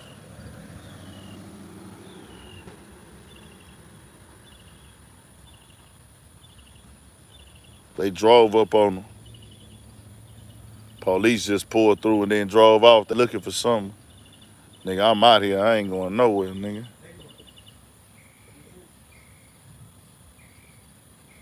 Nah, Pac was doing his stuff, bro. Like, you know, Pac jumped in on some, like, you can't take down what Pac did, bro. Pac jumped in and shot two cops. He didn't know that they was cops, but he just seen two dudes on a black man and was like, hold on, bro. I see two white people attacking one of my people, nigga. I'm finna jump in and help. He shoot them. Turns out they cops, nigga. Nigga, Pac really did that. Pac was doing what he did that you might not agree with and certain things that could have been avoided. But at the same time, he was really standing up for the people, bro. And see, the thing is, a lot of our people, they'll shit on Pac and say this and that about Pac. But nigga, Pac was doing what we all supposed to be doing as a collective. And I'm ready to ride for the people at the same time.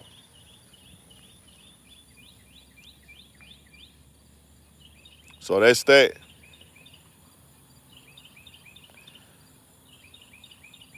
Hey, you can't be an actor shooting niggas in real life. You can't be an actor shooting people in real life. Shot two cops in real life, nigga. An actor can't do that. It is what it is. Turn us up, man. Turn us up. Turn us back up. Um, I got a little sidetrack right there.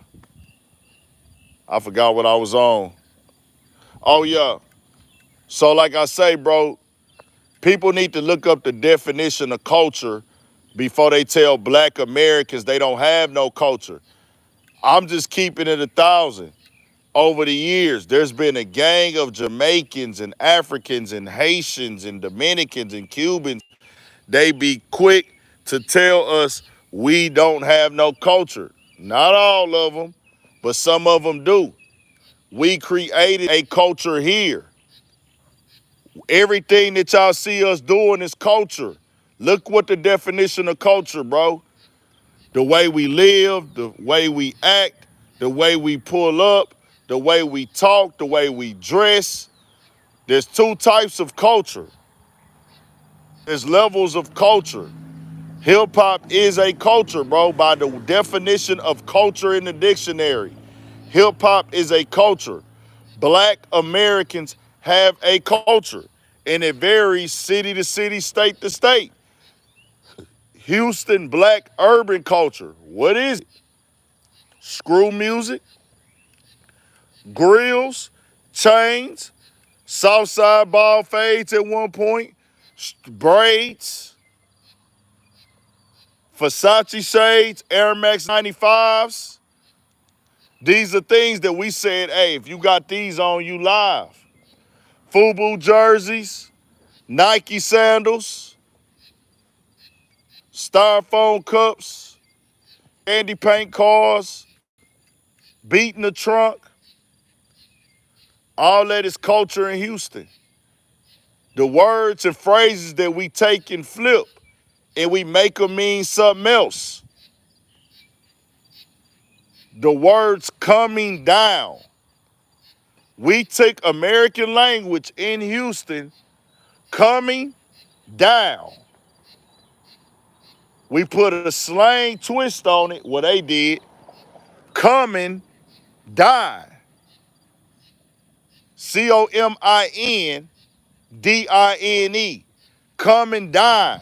Instead of saying down, we say dine. Coming down. What is coming down? Hey, that nigga coming down with them J's, boy. Hey, that nigga coming down with the urban politicians drip. Hey, that nigga coming down with the Jesus piece. Hey, I see that boy coming down with the live Astros on. Hey, that boy just came down and graduated college. That nigga came down and graduated college. Hey, that nigga coming down, bro. He got the kids good. He got the new highs. That nigga shining, man. He coming down for real, bro. Yeah. Yeah. You see how we do that? That's hip hop. That's black urban culture. Flipping the words and that's our language. We take the American language and make it mean what we want it to mean. But they tell us we don't have no culture. They tell us that we wouldn't have hip hop culture without them, when that's not true, because we not using Jamaican language. We don't use Jamaican language. We don't use Puerto Rican language. We can't even, Jamaicans speak English, but they got a heavy accent. We don't use Puerto Rican language. I can't speak none of that. You see what I'm saying? I'm just keeping it a band.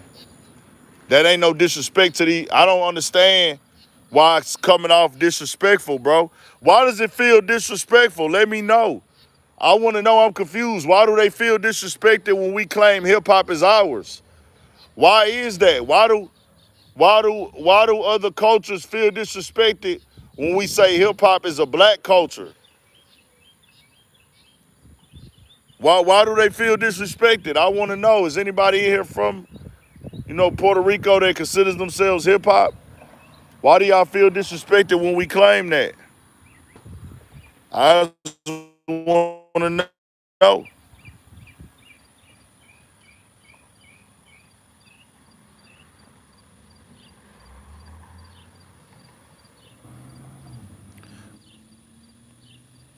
I want to know, like, somebody from Puerto Rico, why would you feel disrespected by that? Shout out to Jesse Silver. I don't see why it's a bad thing. Because everything we do, we make it hip hop. I love Hispanic, but hip hop is black culture. Likewise, bro. Bro, I eat Mexican food. I like Mexican women. I love black women too. They're my two go-tos. Some from that Latino, that black. I'm gonna go black first. I love me a sexy black woman. Chocolate, brown skin, light skin. It don't matter to me. If she live, man. All I need is a bitch with common sense. They can dress and they got a good conversation. I'm big on conversation. Me being able to talk to you and vibe with you makes a better connection.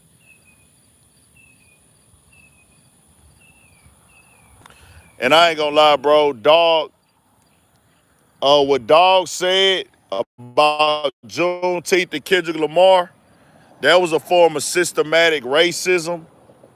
That's a form of systematic racism that he was echoing, and he might not even know it.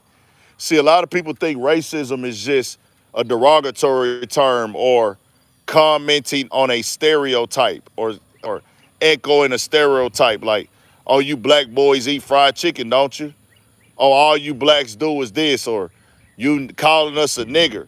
People think that the racism has to be obviously and able to be caught to think that it's racism.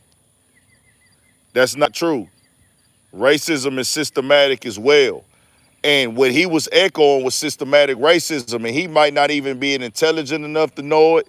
I don't know if he's just ignorant. I don't know if he was trolling, or I don't know if he cares to come back and correct it and try to, get a better understanding about it. But, and I say this for people who don't get why this is systematic racism. Systematic racism is telling some people to do something based on race, background, ethnicity, history, and environment, telling them to do that based on all these things I just said, but not allowing them to tell you to do it with your people. So he told us Juneteenth, a Juneteenth event for a black man needed more Mexican representation. He didn't even have the respect to take a minute to Google what Juneteenth is. Maybe he would have felt different if he didn't know. No, I don't know.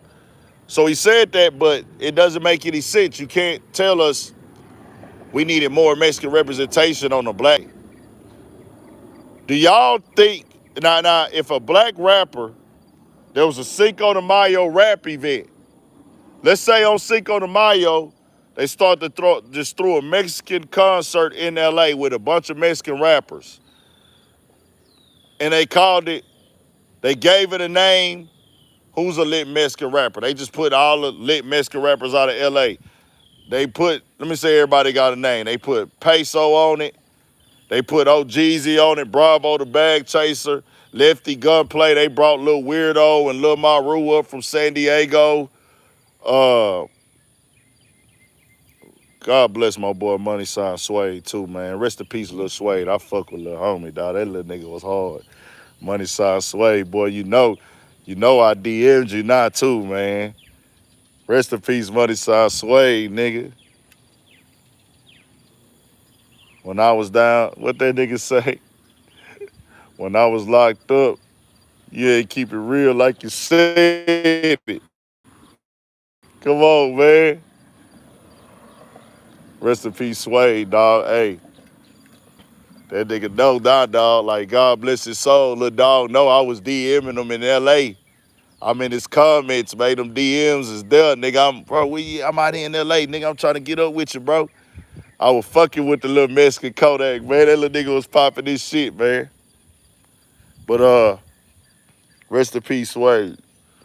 But it's the same equivalent if they had an event on Cinco de Mayo with all Mexican rappers and they brought two Mexican rappers there, and then I say, hey, Cinco de Mayo, and I said the history of Cinco de Mayo was wrong.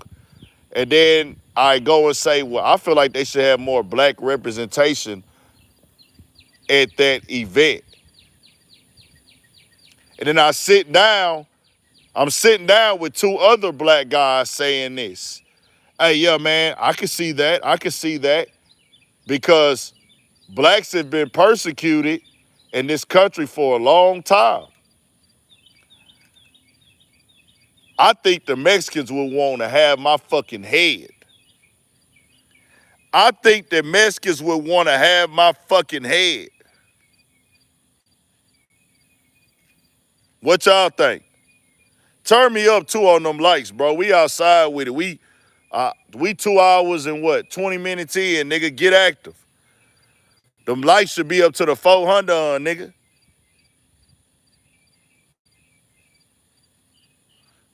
That's called systematic oppression, bro. Anytime you weaponize your race, but you won't let that same standard be put up amongst your own, based off of race, demographic, history, beliefs, and you won't let them do that to you, that's racism, bro. That's racism. It's systematic racism. There's several ways to be racist, dog. Anytime you exclude somebody from something based on their race, you are being racist. But people don't know that. They don't see that. And we have had the most systematic racism put against us more than anybody in this world, bro. More than anybody in this world. We not sugarcoating that shit, bro. It don't mean that you got to come out here and hate people. We not hate nobody. We just got to tell the real. And I know it's uncomfortable. I know it's uncomfortable for certain people who are not racist to hear it, because there's certain people they not racist.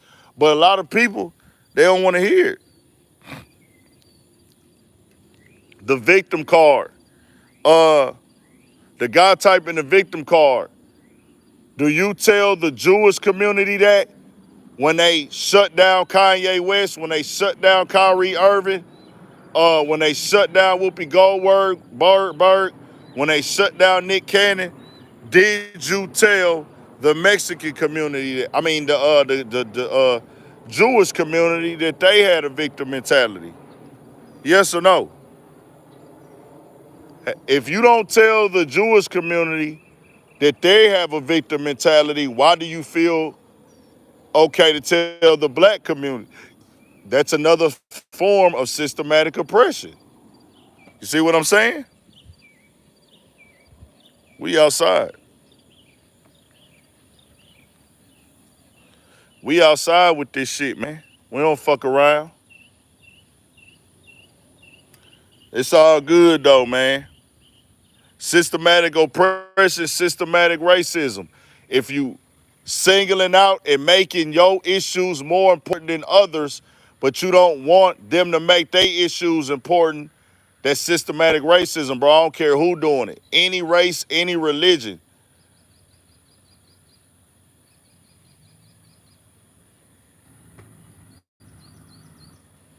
It just is what it is, bro. I wanted to move on real quick. Shout out to Kyrie. He on this stuff. I had to put it up on the page. Man. It's on my Instagram. I ain't got the post. Y'all turn it up real quick so I can go read this, man. I'm going to go get this post real quick and come right back. Y'all turn it up, bro. I'm coming right back. I want to see how many of y'all going to stay up in here. Hit that like button and turn it up to 400. Get the likes up to 400. I'm finna get this post real quick and come right back. Y'all gone or y'all still here, man? Y'all still right? We ain't lose that many Melissa Mills, man. I appreciate the nation right there. Y'all get active. Y'all turn us up. We back. We gonna do a couple more things and we done. For the people that don't know, they say Kevin Durant supposed to come to the Rockets. They saying Kevin Durant is looking real close to the finalization of Kevin Durant being a part of the H-Town Rockets. I'm a H-Town nigga, if you didn't know, and we outside with this shit.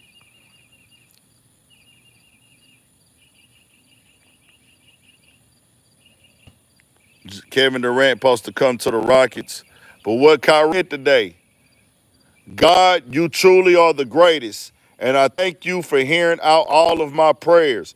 I will never take the opportunities you give me to grow as a man for granted.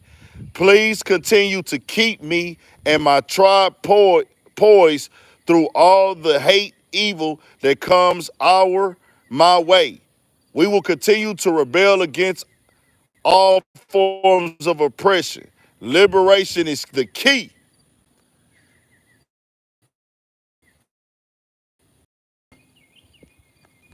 AC, why you say it's crazy? My nigga AC up in here. Durant to the Rockets. What you think, Kyrie? I mean, what you think, KC? But now Kyrie went to his story. Hey, shout out to Kyrie, because they thought he was off his bullshit, nigga. Kyrie still on his bullshit on these niggas. Y'all ain't stopped shit, nigga. That nigga Kyrie say, hey, we will continue to rebel against all forms of oppression. Liberation is the key, nigga. Then that nigga Kyrie come back with this shit. He put, hey, Kyrie on that bullshit, nigga. I love it. Kyrie stood on that business. AC say he think it's a good look. I was gonna say that too, but I ain't gonna lie, AC. We got the young talent, we got the young energy. That nigga Jalen Green, after word came out he was having that baby, turned up. Him and Kevin Durant can be super dynamic on that court. Only thing is, at times, that nigga Kevin Durant be seeming like he's not dominating, bro. He's a scorer, but sometimes it feel like he doesn't be dominant enough in the flow of the game for me. But we do need points. With Kevin Durant, we for sure in the playoffs. A healthy Kevin Durant, we are in the playoffs.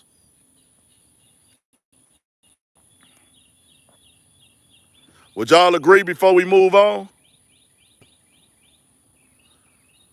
With Kevin Durant on the squad, we are in the playoffs. I will say that.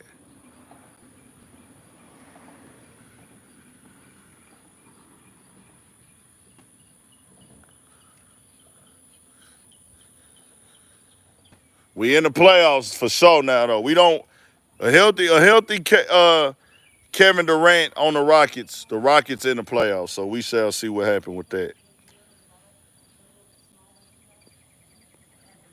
Let's get into what the fuck Stephen A. Smith had to say real quick. We ain't gonna spend too much time on this lost nigga. I don't want to use the word tricky or whatever, but one would argue foolish on the part of Sean P. Diddy Combs. My man,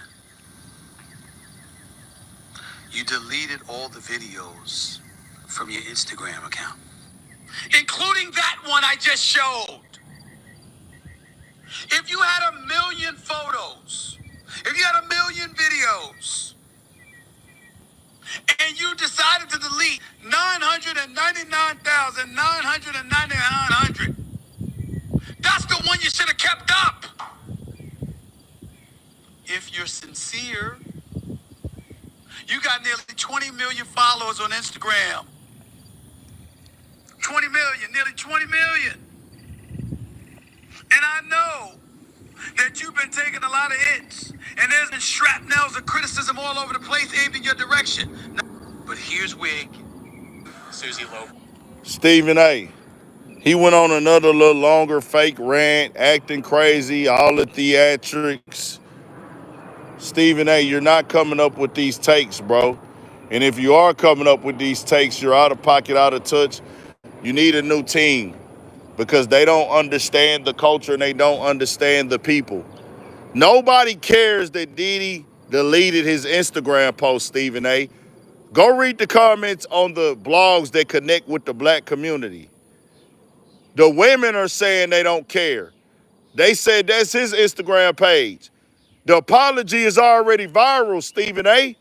The apology got clipped up, shared, posted. Everybody's seen it. It served its purpose. Him deleting it means absolutely nothing. You did a whole talk piece about a nigga deleting his Instagram post in his page. You're out of touch with the black community, nigga. I told you come get some sauce. I'll give you some game because you in an important position. Look at me. I can show you how to do this, son. Come get the game from a nigga, a southern nigga, a nigga. Because you look bad. People are in the comments, they don't want to hear from you. They saying stick to sports. Your takes are bad. They terrible. They suck. Him deleting his Instagram page, nobody gives a fuck about it. But you putting all this energy into it like it matters. Of course it's going to have some motion on the algorithm because of your platform and what's behind you. But don't nobody give a fuck about that shit, nigga. Cassie don't even give a fuck about him deleting his Instagram post, nigga. Fuck out of here, dog. You need some niggas around you that can tell you, is this a go or is this a no? See, your team just gathering topics that they think is going to be good to talk about. Send them to me, I'll help you. I'll provide that service for you for free. Just drop your pride and get at a nigga. Get at a nigga.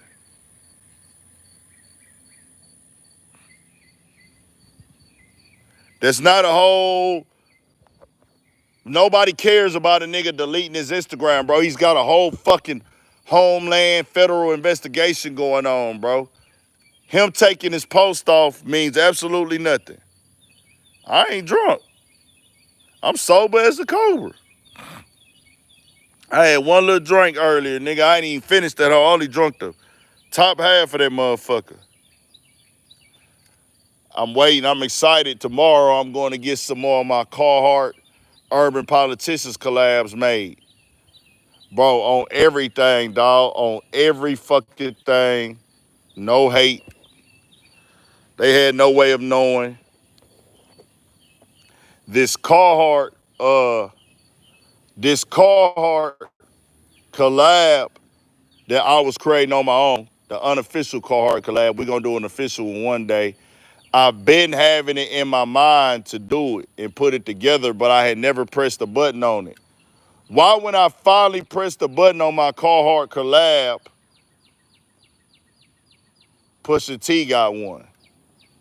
Shout out to Pusha T and the Clips. The Clips got one, the Clips. Right when I finna put my Carhartt collab together, the Clips got one. But it's all good. But it's been people doing Carhartt collabs, though. Been people. I know, like, I think Bape had one. That Marnie brand, they had one. You know, that Marnie, that shit hot. Because, bro, a lot of these brands that's out now, these Italian designers, a lot of these, oh, shit. A lot of these Italian designers that are out now, bro. No, I'm not gonna sell those yet though. That's just for me to wear.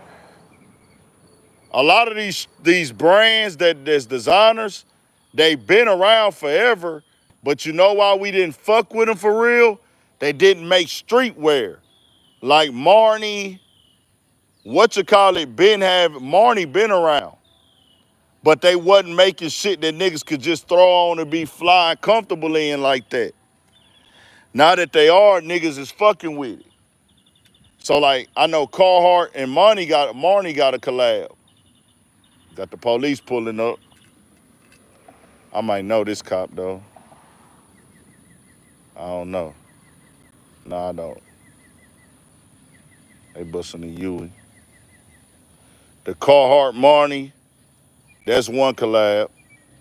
The Bathing Ape Carhartt collab, and it's been Palace had a collab. They done had 100 collabs, but I'm just the type of nigga I like to have my shit out there, like just in the mix where niggas just know I just came with the deal.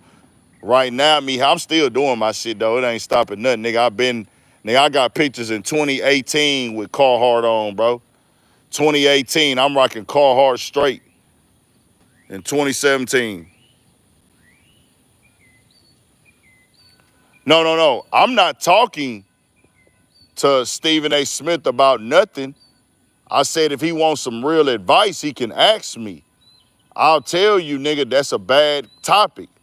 That's a horrible take. For the sake of you trying to represent the black community on these platforms, I would have told you the black community does not give two fucks about Will Smith slapping Chris Rock. That shit is over with, it's done. He didn't kill the nigga. He didn't end the nigga career. Chris Rock was able to go get a bag after. And at the end of the day, yeah, Chris Rock a comedian. Will Smith should have did that. But at the same time, nigga, let's not act like he wasn't antagonizing this man.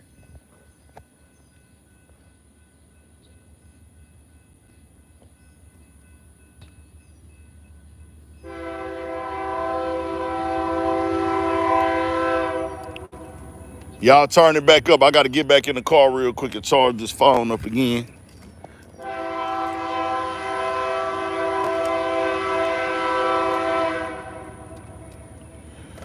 I'm not saying go slap a nigga, but we got to play dumb like that nigga wasn't antagonizing Will Smith for years, bro.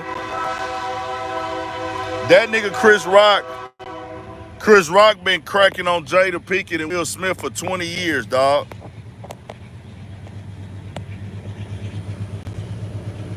That's a fact. That nigga been capping on them for 20 fucking years. Oh, it's 2 o'clock. Yeah, shout out to everybody out here. Let me get this noise up, I'm sure. Y'all turn me up.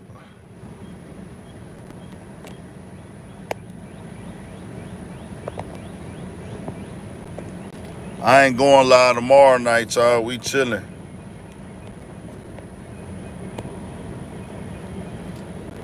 Gerald, I'm a fucking streaming. I'm a broadcaster. I'm a podcaster. I'm a YouTuber. I'm a whatever y'all media personality. This is what I do, fam. And you say I'm out at 2 a.m., you watching me.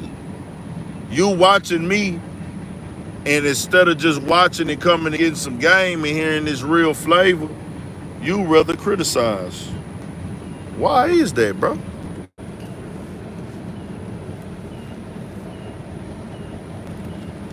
We talked about Foolio. Let me do this DJ Vlad tweet. Vlad, and this is what I don't know if these niggas be trolling or do they be for real. Vlad is so full of shit. I'll tell you that, Vlad, directly. Vlad said, so y'all can see.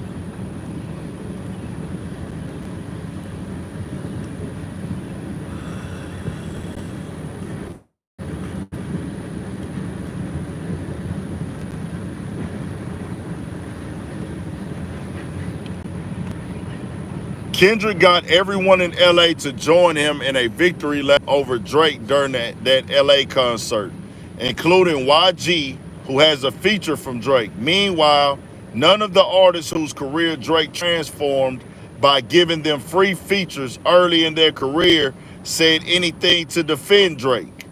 Migos, Young Blue, Block Boy, Jay, I Love McConan, Smiley, etc. They all stay silent the whole time. Just shows you how little loyalty means in the music industry. He said, it's funny how many people in the comments are saying these artists don't owe Drake anything. If I was a struggling local artist and an international superstar jumped on my song that gave me a first national hit record that I still tore off a decade later, I would forever be loyal to that person. I've always been appreciative and stand up for people that came into my life and improved it. But I guess most people don't think that way. DJ Vlad, you're showing that you were out of touch. DJ Vlad, first and foremost, stay out of nigga business. Stay out of nigga politics. You are a nigga needer. Vlad, you are a nigga needer. You are nothing without niggas. So let me ask you this, Vlad. Do you keep in contact and defend all the niggas that you've interviewed that you made money off of in your career?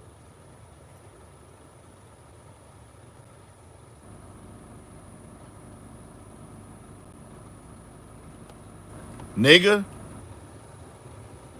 And Drake, that's a rap battle, bro. It's weak to jump in a rap battle that has nothing to do with you. Y'all are not personal friends, nigga. If we did a song 8 years ago and I ain't talked to you since then, some of these artists, nigga, they never had a personal line on Drake. Drake never kicked it with them. They did a song and they went on. Why am I jumping in the battle that got nothing to do with me in this business? Vlad, you not jumping in nothing for nobody? What is you talking about? That's just surface level conversation right there. Drake, and then you acting like Drake didn't benefit from this music. Like he just ran around doing charity. Oh, he did free features. My nigga, he got paid off the songs, nigga. I guarantee you they did splits on these songs. And even if they didn't do splits, it kept Drake relevant. He knew what he was doing. Facts, AC. Facts. Drake know. Man, Vlad is outside the culture.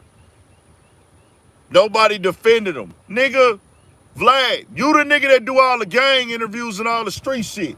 Why you ain't holler at your nigga need a partner and get some gang history that YG wasn't finna go against motherfucking Compton, nigga? Why you ain't do your homework, Vlad? You should at least not have YG on here. You know he can't go against Compton on no circumstances, nigga. What you talking about?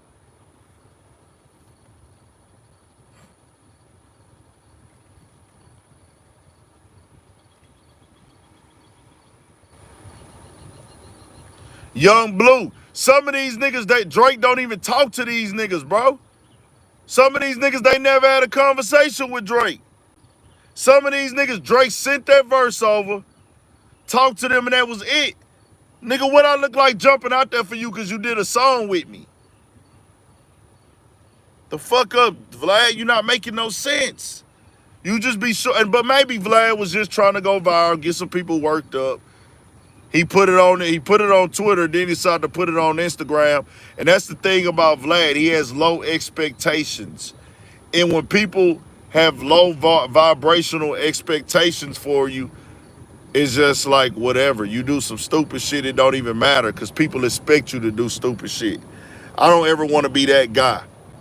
I don't ever want to be that guy. Like, where your takes are so trash, your expectations are so low when it comes to logic, common sense, and people have put you in a category of out of touch that you can continuously say stupid shit and people just don't even mind it no more. That means your expectations are low. That means people don't look to you for real advice and real opinions. Facts, AC. What artist he stood up for? What artist he jumped in something for? You tried to have a real nigga moment, Vlad. Let me tell you something. You will never have a real nigga moment. You not a nigga. You're a nigga needer. That's it. You will never have a nigga needer moment.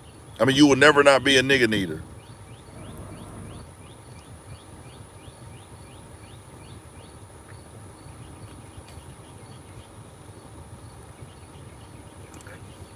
Vlad trying to get that Drake interview that he's never gonna get. Vlad trying to get that Drake interview that he's never gonna get. Maul, OVO Maul is trying to get that Drake interview he's never gonna get. Academics, it seems like you ain't gonna never get that interview either, bro.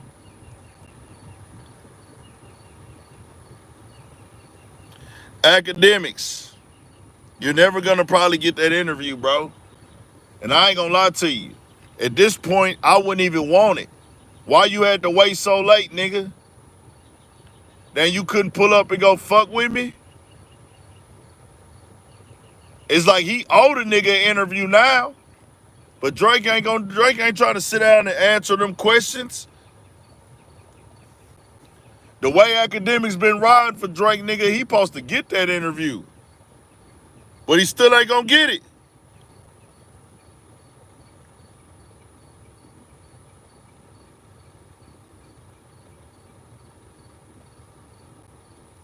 Yeah, some people ain't gonna admit it. Shout out to K Confessions. Appreciate you tapping in. Y'all get them likes up 20 more before we get up out this joint, man. We tapping in with the chat now. Ask me questions, ask me whatever, but get them likes up to 400. We need 28, 27 more likes. The thing about D-riding, the thing about glazing, the thing about being a dick rider, overly just doing too much weird shit, that person that you dick riding, they ultimately don't respect you either. Just keeping it all the way 1,000. They look at you like a dick. Like, you could be a supporter. Support a nigga. Show love to a nigga. Nigga know the difference. I'ma support niggas all day. I'ma encourage niggas all day. And if you ever wonder why I support niggas, don't think that I support niggas because I'm weak or I'm lame. I support niggas because niggas support me. Y'all support me right now.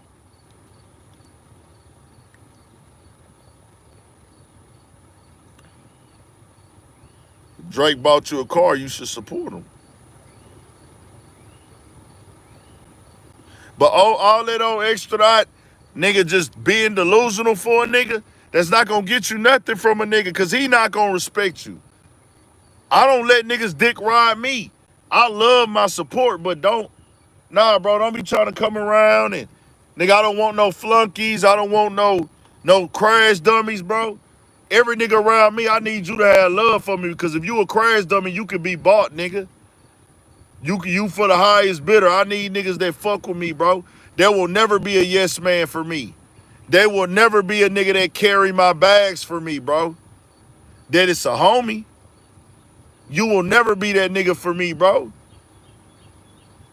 Now, an assistant is, hey, man, if I'm tied up, I'll have an assistant. But that's going to be some player type shit like, hey, bro, we got this going on. You not finna be no little nigga, but, hey, we got a meeting going or we editing. We ain't got time to go get the food, go to the store. If a nigga ever got that busy, that type of shit is cool. But you not finna be ironing my clothes and washing my drawers and me talking to you like you a little boy. I ain't gonna respect you. I don't even want them type of niggas around me, nigga. Appreciate y'all getting that to the 400 too. Probably not. Probably not.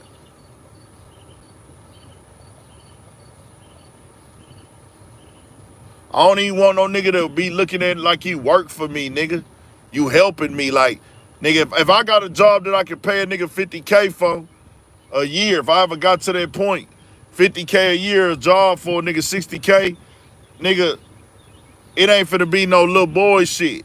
You gotta do the job though, because it's always somebody, if you close to me, you gotta do the job. If it's something that gotta get done, you gotta do it. If I'm paying you for it. Because it's needed to make this shit keep going. But don't be the homie that I give you the job and you don't want to do the job because you got the homie mindset. I don't want to do that, man. That nigga da-da-da. Nah, bro, just do what got to get done for us all to win and keep this show rolling. Because a nigga can always go hire a stranger.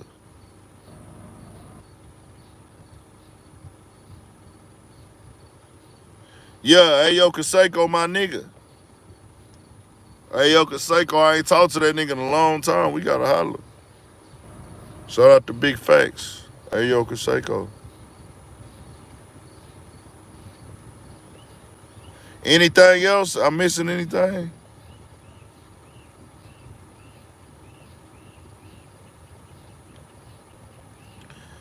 My boy say, who are you to criticize anyone? You rich, never been rich. You gotta be rich to criticize people? I know you not my type of nigga. We don't even be criticizing. We just be concerned. But we be concerned and we just be not worried. More so, what's another word? Looking for information, concerned, and doing research, highlighting things that need to be highlighted. So, who gives a fuck about being rich, bro?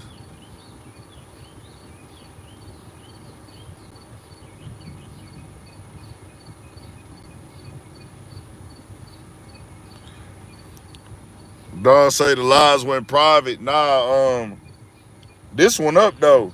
The one I did Sunday still up. The one Sunday still up. Would I work for a record label? Um, it'd have to be very, very overstood what my duties would be. Very overstood. Cause I'm gonna be very particular about my job description.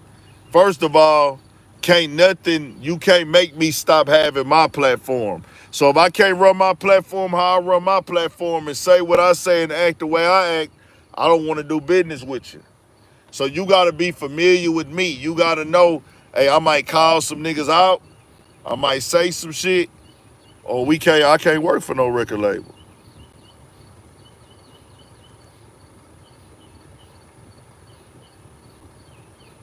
Which live y'all talking about? Which live y'all talking about? I did 2 lives on Sunday. I did the one at the pool, but I had already said that was a warm-up. Oh, y'all talking about Monday for the Studio 56 podcast. Nah, we had some technical difficulties. We back, yeah. We back next Monday. We had technical difficulties last night. Then Sunday, I did a live at the pool at my pop's crib, pop's backyard. I archived that one as well. I did say that was gonna be a quick little live. Crazy how you guys just ride, meet, and hate, whatever. Respect your movement. Shout out to Shane Fastlane. I'm gonna go Hollywood, nigga. We steady dropping videos every day, man. I ain't gonna be live tomorrow, though. I'm gonna hit the strip club tomorrow. Yeah, bro type some real shit. Do you feel like New Orleans set the blueprint for the South far as rap? Because Drake stole from New Orleans and others did too? What? I don't get that question, bro. Like, you putting 2 things in there. It's a collective of people that set the blueprint in the South. Jay, what you call it was the first niggas to like make a big impact out the South. Ghetto Boys. Ghetto Boys was the first like major impact out the South. What made me start YouTube?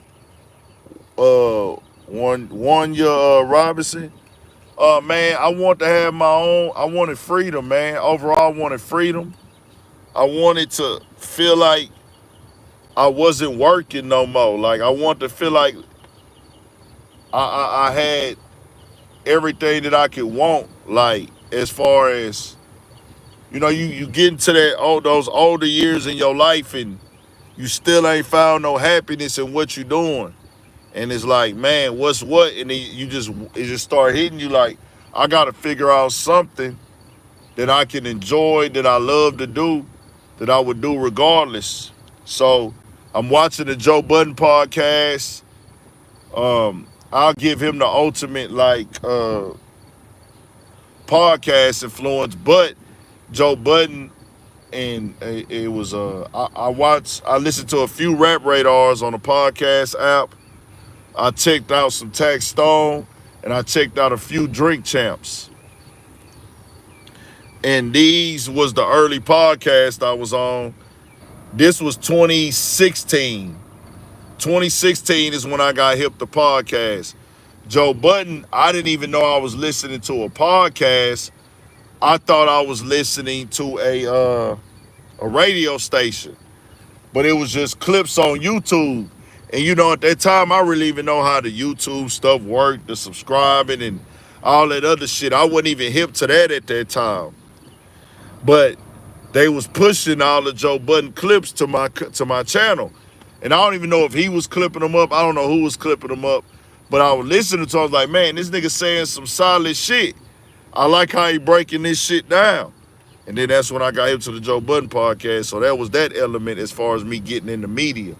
Mind you, it was other platforms I was watching that I was getting inspired by as well. And I had already been inspired by platforms like the DVD era, all the DVD eras, the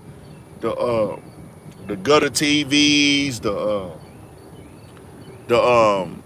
come ups, the Sub Zeros, the Scoob Doos, the Smacks, all those early DVDs, nigga, the Smacks, nigga, we was on all them DVDs. And so it's just like, I was like, damn, I'm looking at that. I'm looking at the YouTube stuff. I'm looking at everything going on in the game, and I'm like, I'm gonna blend everything in a pot. That's why I came out doing interviews. I came out doing podcasts. I came out doing commentary. I came out doing vlogs. I said, hey, nigga, I'm finna do a network, and I'm finna do everything on this bitch. And the other ultimate influence was Nipsey Hussle. Nipsey Hussle pushing that own your own brand, own your own business. Go do it. If you could think it, you could do it. It's a marathon. Hey, let them think what they think. They gonna doubt you. They gonna look down on you. They gonna make fun of you. Him, Mozzie. Mozzie was saying, hey, bro, Mozzie, he was in interviews saying he was a grown man. And he was like, bro, I'm kind of looking like an embarrassment. You know how he talked. Mozzie was like, I'm looking like an embarrassment, man. I'm rapping. And I'm a grown man, but I'm on granny couch. I ain't really got it. They looking at me like I'm embarrassment. So, like, you know, Nipsey, you know, Mozzie was there. I was jamming a lot of Money Man. The Detroit artists, I was like, I always felt like I wasn't rapping, but I always felt like them Detroit niggas had it early on when I first started, and they wasn't getting their recognition. So I kind of put myself in their mindset, like, you got to go hard till people respect it.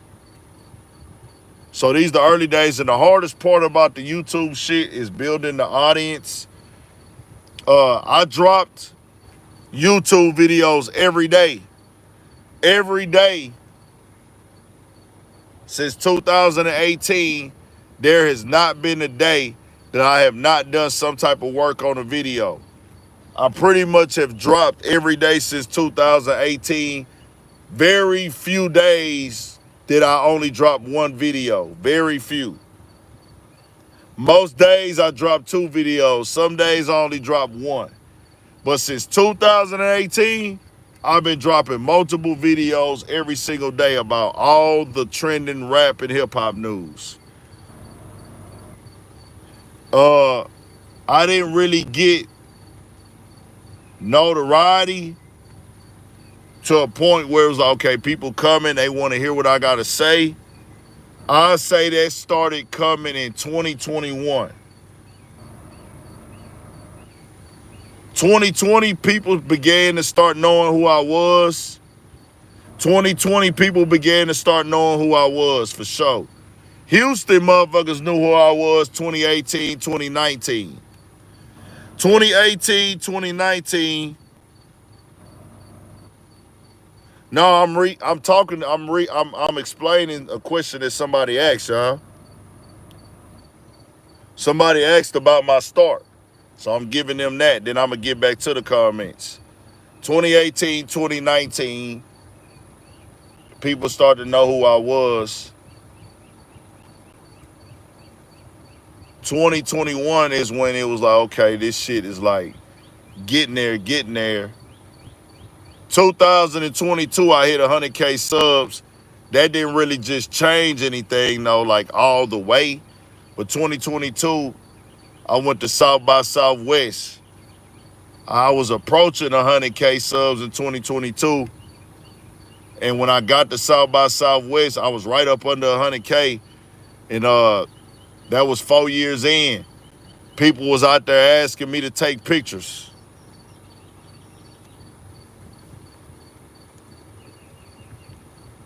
The biggest algorithm,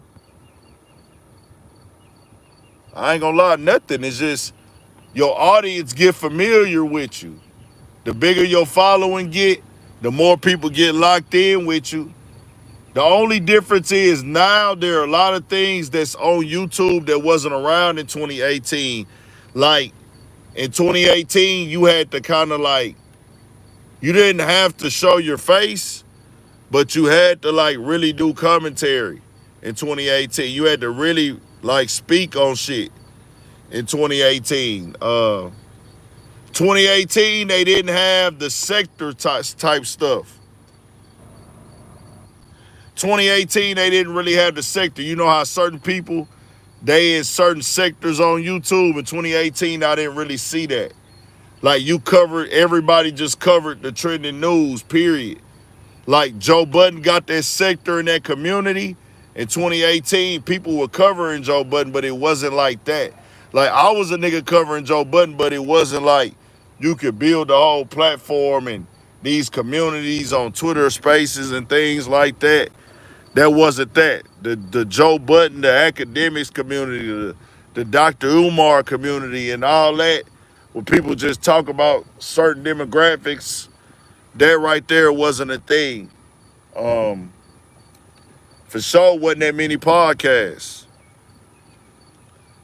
Paying people, just consistently paying people for interviews, that wasn't a thing in 2018 as well.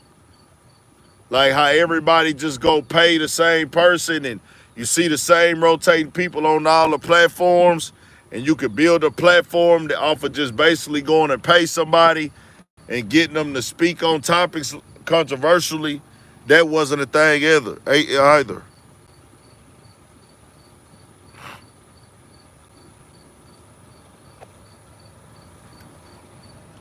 That wasn't a major thing either.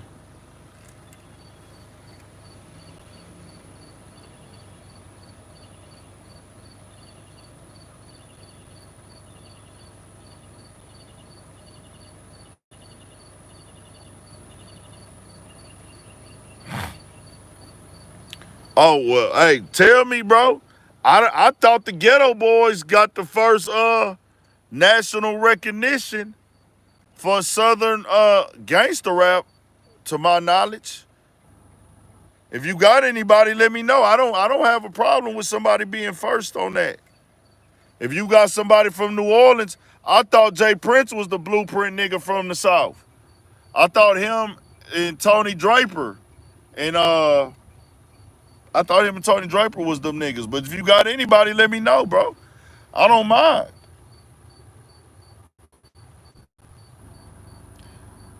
Jay Prince was before Master P, bro. Jay Prince was before Master P.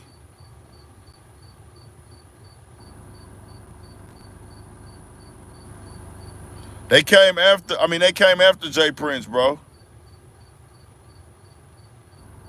Rap A Lot was before Master P and Birdman, bro. Now Atlanta, let me know who. Like, you just gotta let me know who. I don't mind, bro.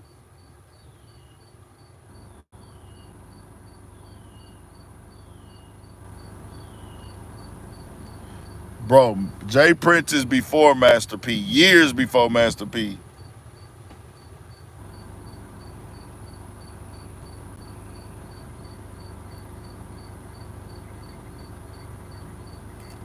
Boosie Part charges dropped. Like I said, bro. Boosie, as I said before, if y'all read, the case was dropped in the state. Boosie case was already dropped.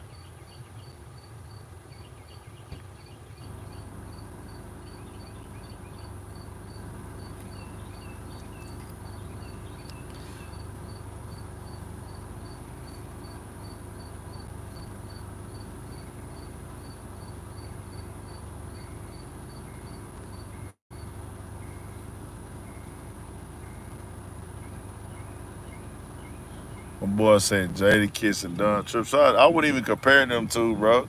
Shout out to Jadakiss and shout out to Don Trip, but them is nowhere near two artists I would compare. Y'all in this whole late as fuck tonight, man. Making me stay on this bitch and shit. Trying to get it together, Heartbreak Kid. It's hard, bro. That merch shit like a full-time job in itself is coming, though. It's coming.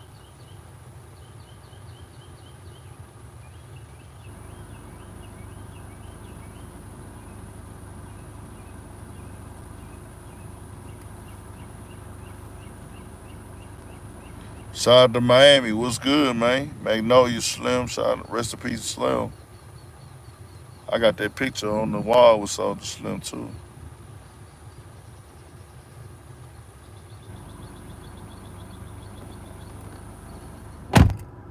Well, these police been out here tonight.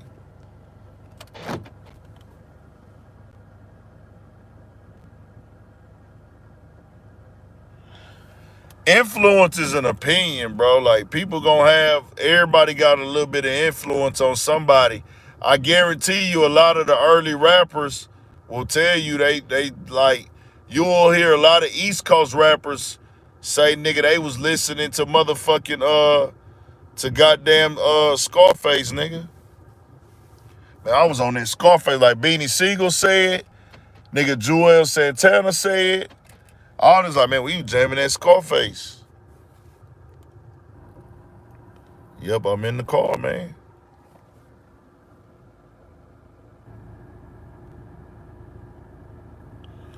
I ain't going live tomorrow either, y'all. I'm taking tomorrow off. Fuck that. I wish they'll monetize these lives too, bro. That'll be live. They'll be monetizing these lives. Yeah, we did that in that video earlier, bro. Give them niggas a little history lesson, man. Cali stand up for shit show. Of course, I know about ESG, Oceans, and Funk. Nigga, my people had that CD and that tape. I know about all that, man. You gotta know. I interviewed the producer. Scarface is a legend living for shit show. All right, we out though, man. Y'all turn it up, hit that like button, get active. Ain't nothing else. Like I told y'all, bro, Boosie had security with him. Boosie was in the car.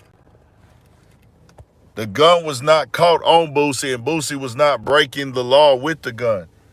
The law that they say he broke is being in possession of the gun. He didn't break a law with the gun. He didn't have the gun on him when they pulled him over, and he had paid security. You know, it just is what it is. Appreciate the sub, man. All right, if you ain't hit that like before we get up out of here. Shout out to everybody. Trill Transformation, Jonathan Gutierrez, Nat the One, Heartbreak Kid, Mr. 3-2 is most definitely very important. God bless. We talked about the Foolio stuff already. Shout out to King T. This live right here ain't finna be private. Nigga, this live finna be up, bro. Young and Ace, he did what he did, but that song was already recorded. That song was not new. He recorded that song already. But we out though, man. Y'all stay up, stay blessed. We got more coming, more videos. All that, man. 1,000 for shit show. Stay blessed.